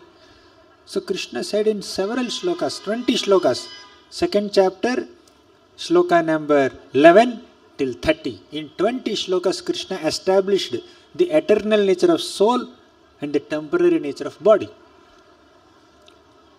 But Yudhishthira Maharaj feels that I have become the cause of all this killing. Krishna said in the Gita, the soul cannot kill, the soul cannot cause anyone to kill also. But still, Yudhishthira Maharaj considers himself the cause. I am bewildered. I am the cause of so many deaths here. So sometimes even great devotees also become confused. Confusions are so common. Actually, I'll come to confusion little later, but let me focus on this point. Yudhishthira Maharaj is taking blame. Self-blame. He is blaming himself. He is condemning himself, not just blaming, he is condemning himself for becoming the cause of so many deaths here. Duryodhan will never do like that. Hiranyakashipu will never do like that. Kamsa will never do like that. Jarasandha will never do like that. They will be proud saying that, yes, I have killed so many people. I am the cause of so many deaths. They feel it's a matter of prestige. When they kill one more person, another feather on the cap. One more person, another feather on the cap. One more battle with 23 Akshafinis of armies killed, one more feather on the cap. That's what they feel. It's an accomplishment for a Kshatriya to kill so many people. But Yudhishthir, such a soft-hearted, gentle, dharmic person, he is feeling that I have become the cause of thousands of deaths of thousands of people. I am so sinful. The general, typical attitude of a conditioned soul is to accept credit for a good accomplishment and to shift blame on others. But the nature of a Vaishnava is to transfer credits to Krishna, Guru and Vaishnavas and to accept blame or responsibility for any mistake that has happened. And Yudhishthira Maharaj is a Vaishnava. He is a pure Vaishnava. Therefore, Yudhishthira Maharaj is accepting blame and he is ready to transfer all credits. For any good happened, all credit goes to Krishna, Guru and Vaishnavas. But if there is any blame, any mistake, I am responsible for it. This is the nature of a Vaishnava. So Yudhishthira Maharaj is kind of confused now. Krishna tried to counsel him. And even Dhaumya tried to counsel him. Even Vyasadeva tried to explain to him things. We are not to be blamed. Why are you blaming yourself? Why are you repenting so much? Why are you lamenting unnecessarily? Don't you know that Duryodhana is a bad person? Don't you know he doesn't deserve to sit on the throne of Hastinapur and rule the citizens? Don't you know how many times this Duryodhan, Dushyasan, Karna, Shakuni and all these people planned to kill all of you Pandavas? Have you forgotten all of that? All these devotees, whether it is Dhaumya or Vyasadeva or even Krishna, all of them are personally trying to convince Yudhishthira Maharaj, nothing wrong on your part. Yudhishthira, you are the king and you fought for Dharma. It is Dharma Yuddha. It is not Adharma Yuddha. Dharma is on your side. Krishna is on your side. Why are you lamenting? Please don't lament. They are trying to tell him, convince him in 100 different ways. But he is not getting convinced. And he heard Kunti's prayers also. What did Kunti Mata say? Vishan mahagneha purushada darshanat asat sabhaya vanavasa kritshrita mridhe mridhe neka maharathastrato draunyastratascha hare bhirakshita. Vishan, this Duryodhana party poisoned Bhima when he was a young boy. Mahagnehe, they kept fire on their home. They tried to burn them alive. Mahagnehe Purushat Darshanat, during their Vanvas, during when they were on exile, so many Rakshasas, man-eating demons like Hidimbasur and Bakasur tried to attack the Pandavas. All this is because of these Kauravas only. They banished them. They threw them away. Asat Sabhaya. In that Asat Sabha, in that bad assembly that only upholds injustice and adharma, so in that Asat Sabha, they tried to take away all their property in that Mayaju, the dice game, cheating dice game. And they also tried to disrobe this great Vaishnavi, Draupadi Mata. Yudishthira Maharaj, have you forgotten all this? And killing Duryodhan or Dushasan or Karna or Shekuni or Jayadratha or any of the people who sided them is not wrong at all. Actually, Yudishthira Maharaj never wanted to gamble. Some people think that Yudishthira Maharaj is a gambler. One day Vidura came to Indraprastha with an invitation.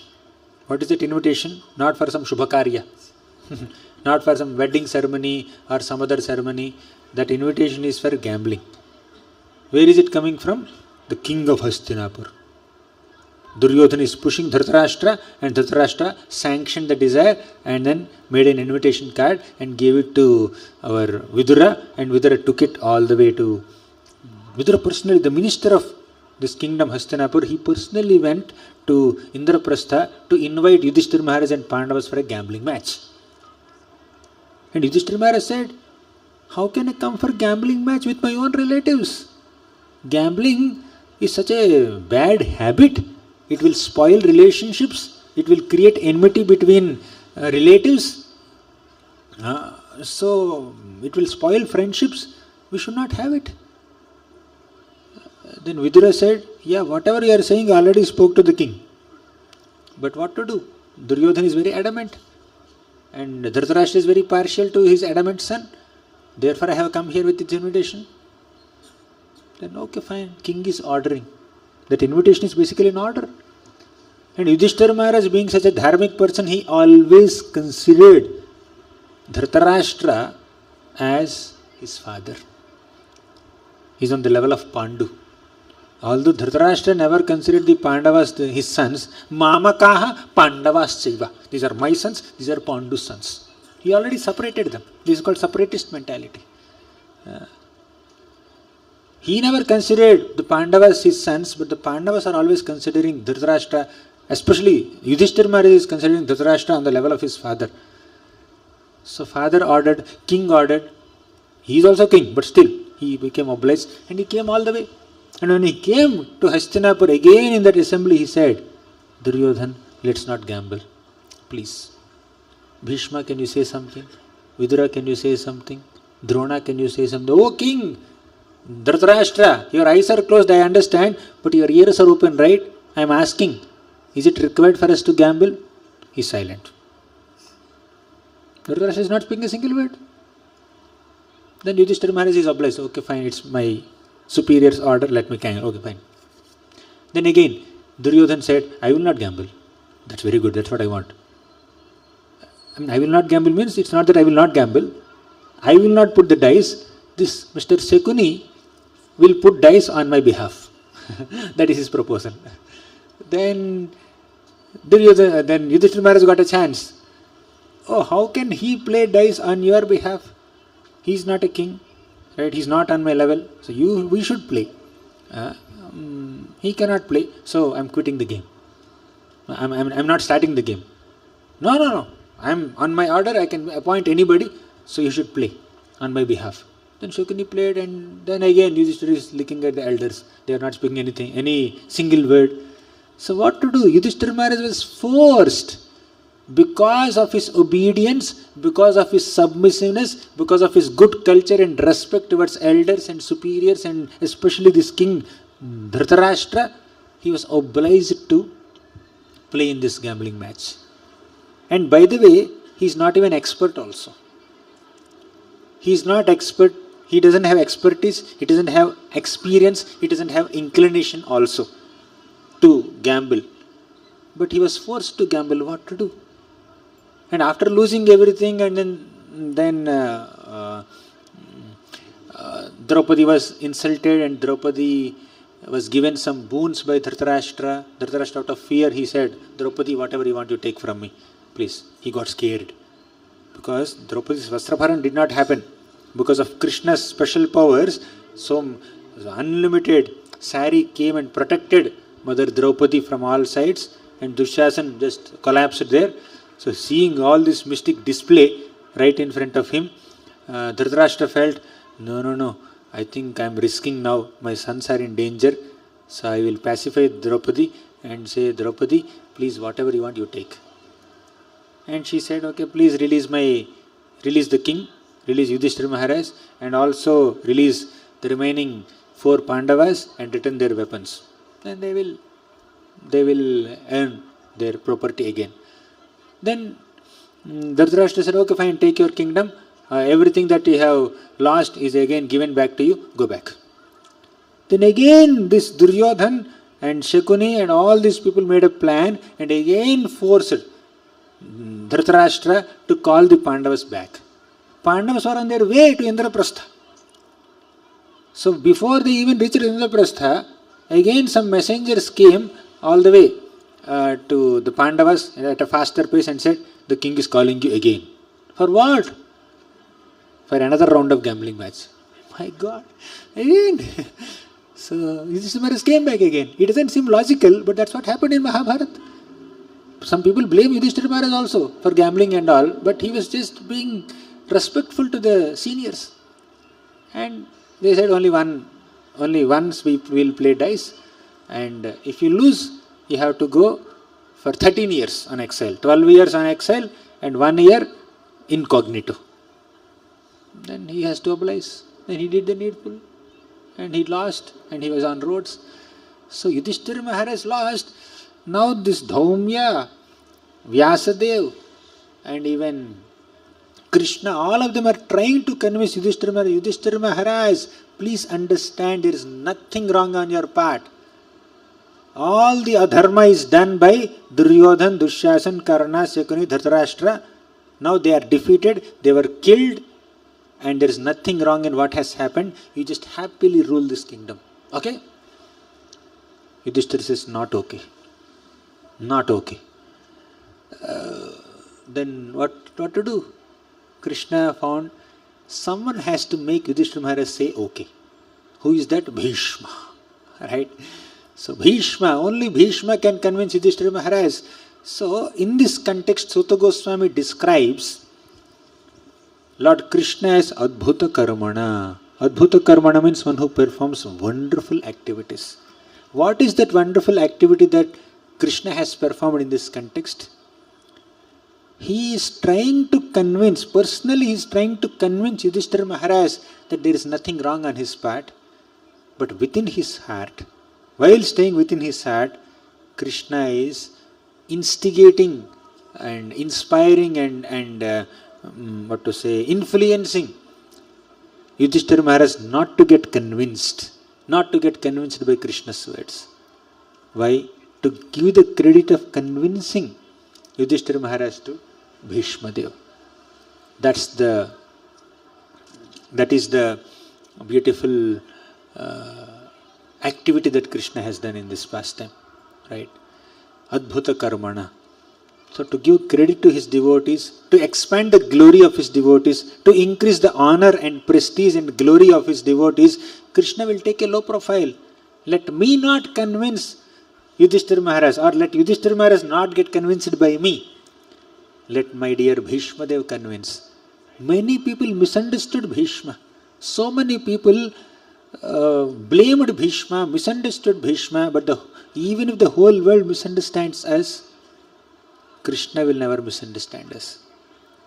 So, at the time of his departure, Krishna showed to the whole world what Bhishma is. Even if this Bhishma is misunderstood by hundreds and thousands of people in this world, even till date also, why did Bhishma not intervene when Draupadi Vastrabharana was happening? Why did Bhishma take the side of Adharma? Why did Bhishma took the side of Duryodhan in the battle of Kurukshetra? Why Bhishma is throwing arrows at pure devotee Arjuna? And why Bhishma is taking pleasure in throwing arrows on Krishna? Because when a warrior is fighting with another warrior, some arrows go on the drivers of the warriors also. And Krishna is having wounds and blood on his body because of Bhishma. Is he a pure devotee? Is he Mahajan? There are 12 Mahajans. Swayam Bhurnaradaha Shambhu Kumaraha Kapilo Manuhu Prahlado Janako Bhishmo Balir Vayyasakir Vayam. Swayambhur means one who does not have birth. Who is that? Brahma. First Mahajan is Brahma. Naradaha. He also is born without a mother. Brahma does not have a mother. Narada does not have a mother. Swayambhur Naradaha Shambhu. Shiva also does not have a mother. Kumaraha. Kumaras also did not have a mother. 4 people. Kapila has a mother. That is Devahuti Mata. Kumaraha Kapilo Manuhu. Manu, Swayambhuman again did not have a mother. So, okay, let's analyze them little later. So, Swayambhur Naradaha Shambhu Kumaraha Kapilo Manuhu Prahladaha Janaka Bhishma Bali. Vayyasaki is Vyasadev's son Sukadev Goswami. Vayam means Yamaraj is saying this shloka, therefore Yamaraj is another Mahajan. Total 12 Mahajans. And Bhishma is counted as 12 Mahajans. And instruction given to all of us is Mahajano yena gataha sapantha. Follow in the footsteps of Mahajans like Bhishma. And here is Bhishma not protecting Draupadi, although he has the ability to protect. And here is Bhishma taking the side of Adharma, taking the side of the most adharmic person, Duryodhan, and fighting on his behalf. Here is Bhishma who is showering arrows on the Pandavas, on Krishna. How do we understand this? And how can we follow in his footsteps? Mahajano yanagata sapantha. So all these misunderstandings on Bhishma will clear in the future sessions. What's the time now? 8:30, okay. I'm on time, Prabhu. So I think we will conclude here. We'll continue. So today we just give a little prelude to this meeting. The picture here. So Krishna brings all the Pandavas to Bhishma, who is lying on the bed of arrows. So what's going to happen in this meeting? We'll discuss in the next 6 days. Today, first day, a prelude to this meeting, that's all. An introduction. Some little glories of Shrimad Bhagavatam and the background of this meeting with Bhishma. So we'll conclude here. Thank you very much. Granthara Shrimad Bhagavatam ki jai, Srila Prabhupada ki jai. Yes. Yes. You have anything before I do that, Prabhu?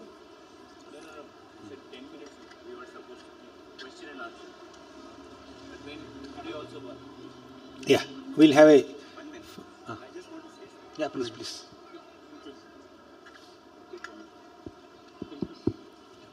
Hari Bol. Hare Krishna. Yeah. Thank you, Prabhu, so much for taking us through this wonderful journey on the first day.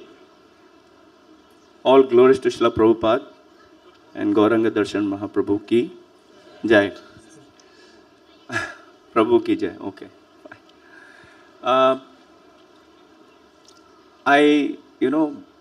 If anybody has committed any offenses, so please, I would beg your forgiveness. Please, the volunteers who are trying to tell you to squeeze here and there, maybe there is some difficulty, but it's fine. Please bear with them. Okay. And just one announcement I want to make. One of my very dear friend's daughter, is like my daughter, Sonika. It's her birthday today. Can we have you, Sonika, here?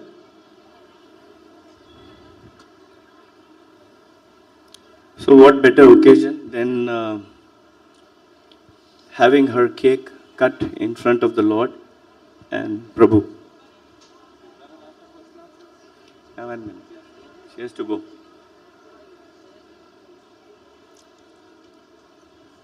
Sonika, come. Take blessings of Prabhu. Manoj, वो book किधर है? I just got one book. Can we have that table? Sorry.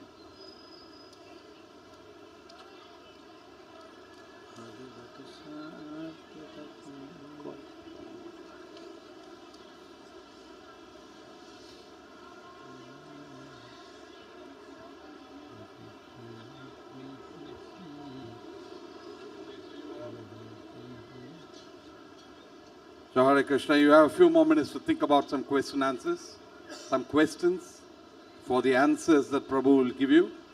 And as we're just waiting for that a birthday gift to be closed, just wanted to make a few mentions. Sunil, bring the books here. So this booklet is there with every one of you. We want you to bring it back tomorrow. If you haven't brought it back, don't take a new book tomorrow. Yeah, we have limited versions of these books. So this book should be brought back. Ideally, there should be one booklet per family. If you have so many children, then you're all taken it. Give it back because we need to sustain with 1,500 books in the next 7 days that we need to go on. So this particular booklet is also having the photos of various sponsors of these particular events. And it's got important aspect from Shrimad Bhagavatam, important points about Bhismadeva, and definitely the Bhishma Stuti, and important page at the end is how to get connected to Damodar Desh programs and get notifications on programs. Yeah. Okay, we'll have cut the cake. Sonika, please take. Can I request you all to bless this child? Chant Hare Krishna. Hare Krishna to you, Hare Krishna to you, Hare Rama to you. May Krishna bless you. May Krishna bless you. May you never take birth again. Hare Krishna to you, Hare Rama to you. We'll all chant. Hare Krishna, Krishna Krishna, Hare Hare. Hare Rama, Rama Rama, Hare Hare. Over to you, Prabhu. So we go ahead with the question answers and then I'll come back for further announcements. Thank you. Over to you. Hare Krishna. Will you ask questions or should I ask questions? Just say one glory of Shrimad Bhagavatam. We discussed a few glories in the beginning. Hare Krishna Prabhuji, can I ask one question? I am asking a couple of questions, then they said you ask first. Yes, anyone non-different from Krishna himself? Any one more glory? Loudly you can speak. Destroys anarthas, non-different from Krishna too. Next. Bhakta Vatsala. Huh? Bhakta Vatsala. And I am asking what are the glories of Krishna? Some glories of Shrimad Bhagavatam, sorry. Huh? Okay, it can create a great celebration in our hearts. Destroys all fears. Shok Moho Bhaya Peha. Amala Purana, spotless Purana, yes. Uproots threefold miseries. What are the 7 ways in which Bhagavatam acts? Bandhu, Sangi, Guru, Dhana, Nistaraka, Bhagya, Ananda. Very good. And many more glories. Yeah, he's a person, not a book. Next. Okay, fine. So one favorite takeaway. I will not ask complicated questions. Tell me your favorite takeaway in the last 1.5 hours discussion. Just maybe 3 devotees can say, then I will open for questions. Your favorite takeaway in last 1.5 hours. Per half an hour, one discussion, one takeaway. When you don't know what to do, you should know what to do. What to do? Consult someone who knows what to do. Seeing misery as mercy of Krishna. Great. Anything? Is the takeaway. So one lesson, one important, prominent lesson. Keep Krishna in the heart. How do you invite Krishna in the heart? By hearing. Okay. Anything else? This is wonderful takeaway. The whole purpose of life is to see Krishna smile with satisfaction with our service, with our attitude, with our behavior, with our prayer, all this. One more strong takeaway like that.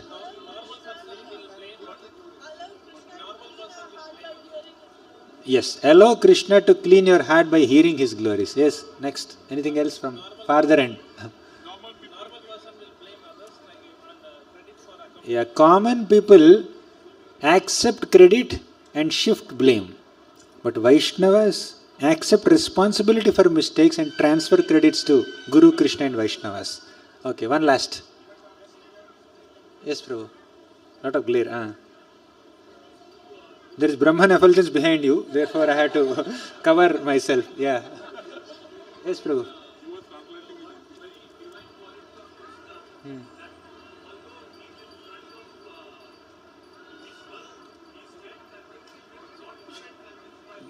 Yes. Yes. Yudishthira, Krishna is trying to convince Yudishthira Maharaj externally and internally telling him not to get convinced so that Bhishma gets an opportunity to convince him. Okay, amazing. Of course, this is not a crowd where we can have an interactive class. How many devotees Prabhu here? 500, 600? Oh, 500-600 devotees. If it is 50-60, we can have an interaction. Okay, anyways, thank you so much for your kind attention. Any questions or comments? You had a question. Yes, Prabhuji. So then, like Krishna was leaving, first Uttara stopped, then Kunti Maharani stopped, then Bhishma stopped. Although everybody was knowing that Krishna is going to give mercy to everybody else.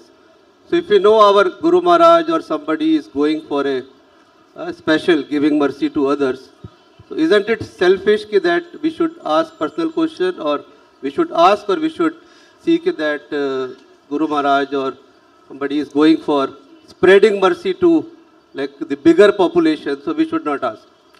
Logically, what you said makes sense, practically and logically. But when emotions overwhelm a devotee's heart, logic is sidelined. Right? So Krishna can continue to bestow his mercy upon Kunti, Uttara, Yudishthira, while parallelly bestowing his mercy upon all the other devotees whom they are supposed to. Thank you. So it's not exactly selfishness, it's the overwhelming upsurge of their devotional emotions. Okay, thank you. Any other question? Yeah. Hare Krishna. Hare Krishna.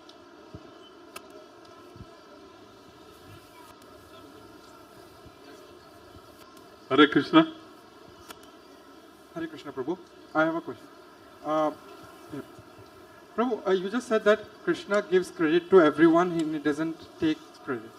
In that context, one can say that when the person who is very rich or who is very fulfilled, he will not want it any which ways. He will give it. So what glory is in that he is giving it any which? Krishna is the Lord. He is anyways getting a lot of, he has everything to the brim. So to give away is not a easy, it's not a big thing. But one who doesn't have and he gives, that is a big thing generally. So how do we understand that part in this context, that Krishna is giving the glories is such a great thing?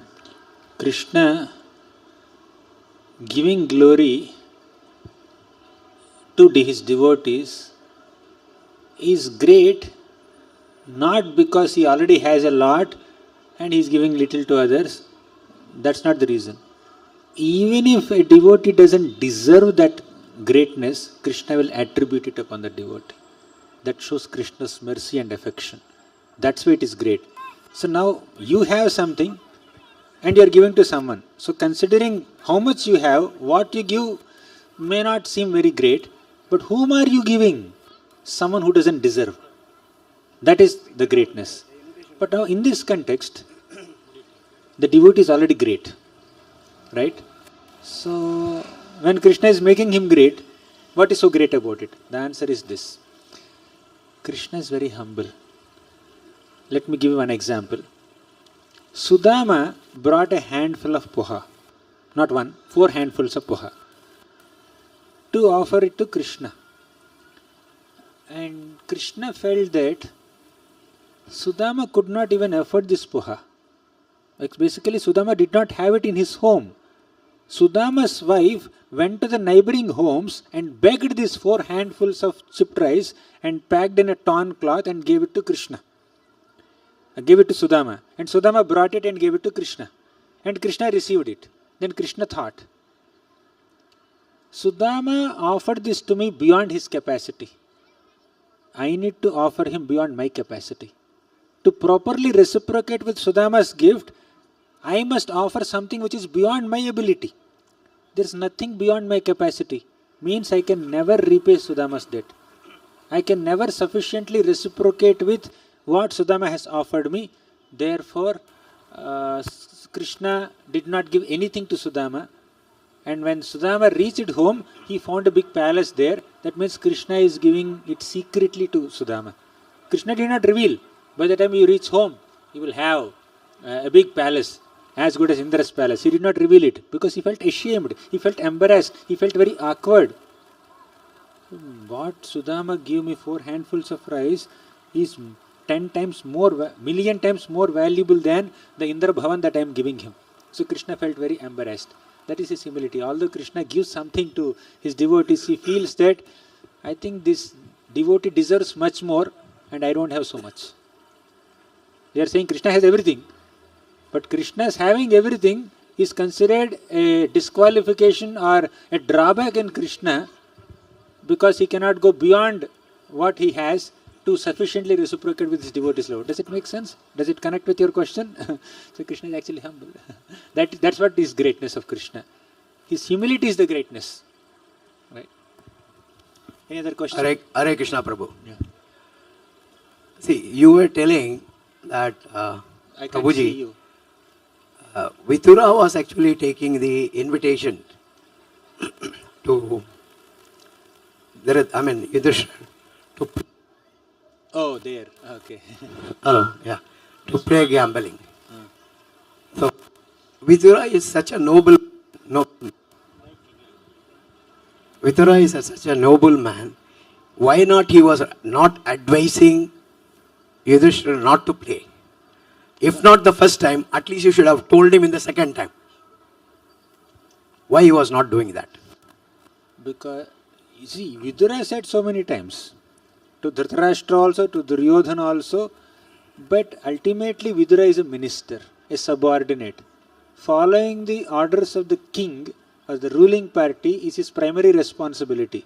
As a well-wisher, he can say, but even if Vidura had advised Yudishthira not to gamble, will Yudishthira keep quiet? Will Yudishthira accept Vidura's advice or Dhritarashtra's order? Yudishthira is a subordinate. Although he is a king, he is still a subordinate and younger one. And Vidura and Dhritarashtra are on the level of his fathers. And the king's words get more prominence than a minister's words. Vidura is inclined to say, Yudishthira is inclined to accept these words, but Dhritarashtra has all power. So obedience has to be shown there. It's all obligation. Hare Krishna Prabhuji. Dana pranams. Thank you so much Prabhu. Prabhuji, outside ear can be blocked as you said. What about the internal one? Internal? After hearing Krishna Katha, you mentioned that you should lock the ear. We can lock the ear from outside. So that gossip doesn't enter. But yes, but inside, what is sitting and that is causing prajalpa, how to get rid of that? So, although we try to block our senses, whether it is ears or eyes or nose or whatever, we try to block our senses from overindulgence in sense objects, but still internally mind is meditating upon them. Right? To protect ourselves from the internal thoughts. Internally there are desires, externally there are distractions. So external distractions disturb us and internally desires disturb us. So to protect ourselves from these internal desires, sensual desires, we need to purify the mind. Mind is the storehouse of desires. We need to purify the mind. We need to control and regulate the mind by sharpening the intelligence. You know that body chariot analogy, right? Mind is compared to the reins, and the senses are compared to the horses, and intelligence is the driver. So just like driver holds the reins, intelligence should hold the mind and regulate the mind. So when we sharpen the intelligence by studying the Shastra, that sharpened intelligence will control the distracted mind. Then senses are also controlled. Does it make sense? That's where we need maturity in bhakti. If we don't fail, we are not sadhakas, we are siddhas. The very fact that we are sadhakas means we will fail. But even if you are failing, your attempt should continue. So mind has to be controlled externally by regulating the senses, internally by sharpening the intelligence. Because mind is between the senses and intelligence. For example, doctor told you not to eat ice cream. Right? So what did Krishna say? To control the mind, you need to regulate the senses. So if doctor told you not to eat ice cream, don't even go to the place where ice cream is being served. Don't look at the ice cream parlor. So out of sight, out of mind. That's the first logic we'll apply. Yeah, out of sight may not be immediately out of mind. It's still there in the mind. So then intelligence should control you. The internal intelligence should control the internal mind. So internally you should control the mind through intelligence. Externally you should control the mind by regulating senses. Don't give more inputs to the mind and let the intelligence deal with the already existing inputs in the mind, impressions in the mind. Thus sharpening the intelligence and good association will help us. Actually our internal mind will meditate upon all the sense gratificatory objects when we are alone. Right? When we are alone, mind gets a lot of space to meditate upon these distractions. But when we keep ourselves in the association of devotees, when we are surrounded by 10 people, then amidst those people, we may not be able to contemplate on material desires so much. Because the Sangha has that power. So, the more your mind is distracted, the more you need to keep yourself in Sangha. Sharpening intelligence is one way. Keeping yourself in good Sangha is another way. Thank you. So before we get to another question, and I think I'm going to take only one question from the ladies here. Maybe one question here. That's it. Only two for the moment. Pause. We'll see whether we'll find time. But before that, I want to make an announcement that already people are rushing. It's blocking the traffic there. I'm hearing horns. One of the neighbors have already come in to complain. As you walk out, there's no hurry. Don't all walk out in one go, slow and steady as you leave. So kindly hold on. We'll have some announcements. Only 9 o'clock we want you to start moving. So pause for a few minutes. Be patient. There are many more announcements before we go ahead. So now can I request Mataji to ask the question, please? Hare Krishna Prabhuji, Dandvat Pranams. Thank you for such a wonderful class. In the beginning, you mentioned about the 4 Purusharth, Dharma, Arth, Kam, Moksha. And I could not understand what is meant by impersonal liberation that you mentioned while frustrating we desire for that impersonal liberation. Impersonal liberation is Saijya Mukti. There are 5 types of Mukti. Salokya Sarishti Samipya Sarupyaikatvam Apyuta Diyamanam na Grihananti Vina Mat Sevanam Janaha. Salokya Mukti means the liberation where you get an opportunity to stay in the same planet like the Lord Vishnu. Salokya Mukti.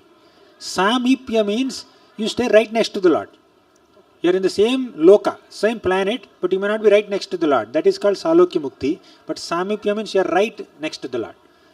Then Sarupya means you have the same form like the Lord. You have seen Vishnu Dutas having same form like Vishnu. That is Sarupya Mukti. Then Sarishti Mukti means you have same opulences like the Lord. Same Vaibhava, same powers like the Lord. Then Saijya Mukti means you don't enter the Vaikuntha planet. You enter into the effulgence of the Lord. The Lord has bodily effulgence. Right? The Deha Kanti. That is impersonal. There is no personal touch there. You are just merging into the light. I was saying that Brahman effulgence here, that's light. So in light you can't see the person, right? So merging into that light and losing a sense of existence of oneself, that is called impersonal liberation or Sayujya Mukti. And Vaishnavas never desire it. And in fact, Vaishnavas don't desire the other four liberations also, although they are personal liberations, if there is no opportunity to serve. So devotees just want to serve the Lord wherever they are. They don't specifically desire liberation. Thank you, Prabhu. Hare Krishna. Hare Krishna, Prabhu. Dandavad Prabhu, thanks a lot for wonderful class. And thanks a lot for introducing the subject very nicely. You also gave clarification of basic misunderstanding because, Yudishthira is being misunderstood because taking part in the gambling. Can you please also explain another point, why to put Draupadi at stake, which is also creates a lot of confusion in mind for a lot of people that... He was pushed, forced, kept in a very, very helpless situation. It's not like a deliberate choice. So just imagine, let's imagine ourselves in his actual situation. Shakuni is provoking. Duryodhana is provoking. Dushasana is provoking. You may expect Pandavas and Yudishthira especially to be highly self-controlled despite this provocation, but actually imagine yourself in that situation. And he's looking at the elders every now and then they are silent. Silently giving their approval. So it's in a helpless situation he did it, but from a spiritual perspective, this is like from the human perspective I spoke, from a spiritual perspective, unless Draupadi is kept at stake, Duryodhan or Dushasana will not get an opportunity to insult her. Unless that scene of insult is created, we will not understand that Krishna is the only protector. Bhishma could not protect. Pandavas definitely could not protect. King who is sitting on the throne there, he did not protect. Drona did not protect. So many men were there, none of them could protect.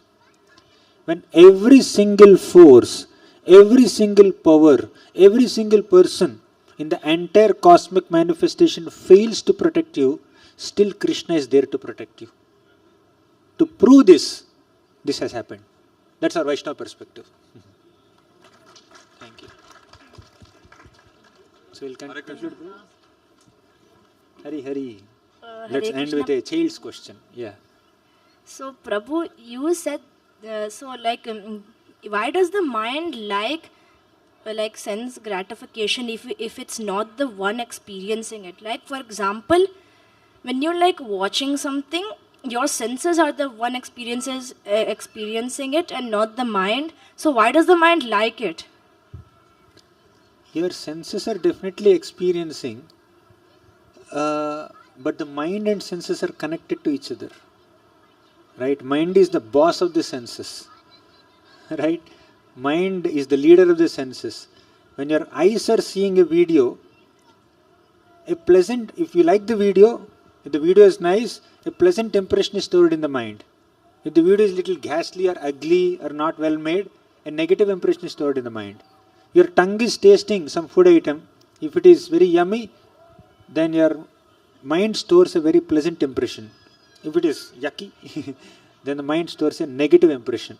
Like that, whenever your senses are interacting with the sense objects, the mind is either storing a positive or negative impression. And these impressions are being accumulated for years and decades and centuries and lifetimes. So suddenly a desire pops up in your mind, although you never had experience of it even in this entire life. So mind and senses are connected to each other. Right? Does it make sense? Yeah, but how come over lifetimes? Because you don't have the same mind over lifetime, so how can the same thing get mind. When a person dies, body and senses are destroyed. But mind, intelligence, ego, man, buddhi, ahankar. Right? Mind, intelligence and ego are the ingredients of the subtle body, and this subtle body carries the soul from one body to another body. You came from the previous body to this body with the same mind, same mentality, same intelligence, same ego. It keeps changing depending on the new situation, and you start identifying yourself with a new situation, but it is the subtle body, mind, that carries the soul from one body to another body. Okay? Yeah, thank you, Prabhuji. Make sense? Okay, thank you. Hare Krishna, Prabhu. You conclude? Hare Krishna, Prabhu. 1 minute. Yeah. Sorry. Hare Krishna. Yeah, the people who have come by bus, the devotees who have come by bus, the bus is behind the villa and it will leave by 9. So some people were waiting for the bus here, so they just told me to announce here. Okay, thanks. Hare Krishna, Prabhu. The last question that we'll have. The question is a little out of context. Your mic like this. The question is out of context. Out of context. Let's ask From some contextual From questions. today's discourse, but related to Shrimad Bhagavatam. I had the opportunity or the blessing to get the volumes of Shrimad Bhagavatam, and about a year ago, and just about a few pages having read, which only talked about glorification of one person and another person and another person, I dropped it. The objective was to understand the basic first, rather than the glorifications, because it's the essence which is important. And since that day, I never touched the book again, and it's been lying in the cupboard. The objective was to understand the basics, what is the crux, the subject. Now, if there is any other reference or any other methodology to understand that, I would be happy to listen to that. If I got you right, you studied Bhagavatam and you saw glories of different personalities, but you are looking for some basics. You can give the mic back to Prabhu. I didn't get I have a question on the question now. Well, the initially 25 or 40 pages was only glorifying and talking good about one person and another person, but not getting into the values or the studies that you talk about that would be during the next few days. I think we need to read further. Just a few pages, like let's say 18-volume literature. We cannot immediately say, okay, this is what this book is about by reading first few pages. That's an appetizer. But wouldn't there be any crux, a book or a smaller version available with crux that develops the interest so that one can then go into? Maybe this kids book you can read. This is the crux. Okay. Kids book is Thank you. Hare Krishna. Pravaha, there's one book, a summary book of entire Bhagavatam, 12 cantos. It's there. You want an overview basically. Yeah, I just wanted to add a point here to say that, yes, while Shrimad Bhagavatam can be studied from the beginning to the end, yes, but I think it will be good to also start with small books of Srila Prabhupada, get to Bhagavad Gita, then you understand the basics. If you've already done that, that's fine. But I think ultimately, glorification of the Vaishnavas lead you to the crux of the truth. So if you say Shrimad Bhagavatam, and if it's Srila Prabhupada Shrimad Bhagavatam, the initial glorifications, as I can see from the preface or the introduction, is glorifying Lord Chaitanya Mahaprabhu, and that glorification and mercy of Lord Chaitanya Mahaprabhu is required for us to progress. So I think, as Prabhu says, continue to read, and read together with devotees too. Thank you. We'll conclude. Okay, Hare Krishna. Just wanted to make some important announcements before we move on. The booklet that you saw here today, again a reminder that every family gets one. Leave your extra books with us so that we can use it again on the other days. Carry your books back, carry your notebook and your pencils. Maybe bring a shawl. Last year during Bhagavad Katha, there was rain and thunder and storm, and Maheshji had organized a full tent that was still feasible. Today we are enjoying with a lot more people present here. I'm very inspired to see so many of you. It's a nice appetizer that we've started. We haven't yet started the main course.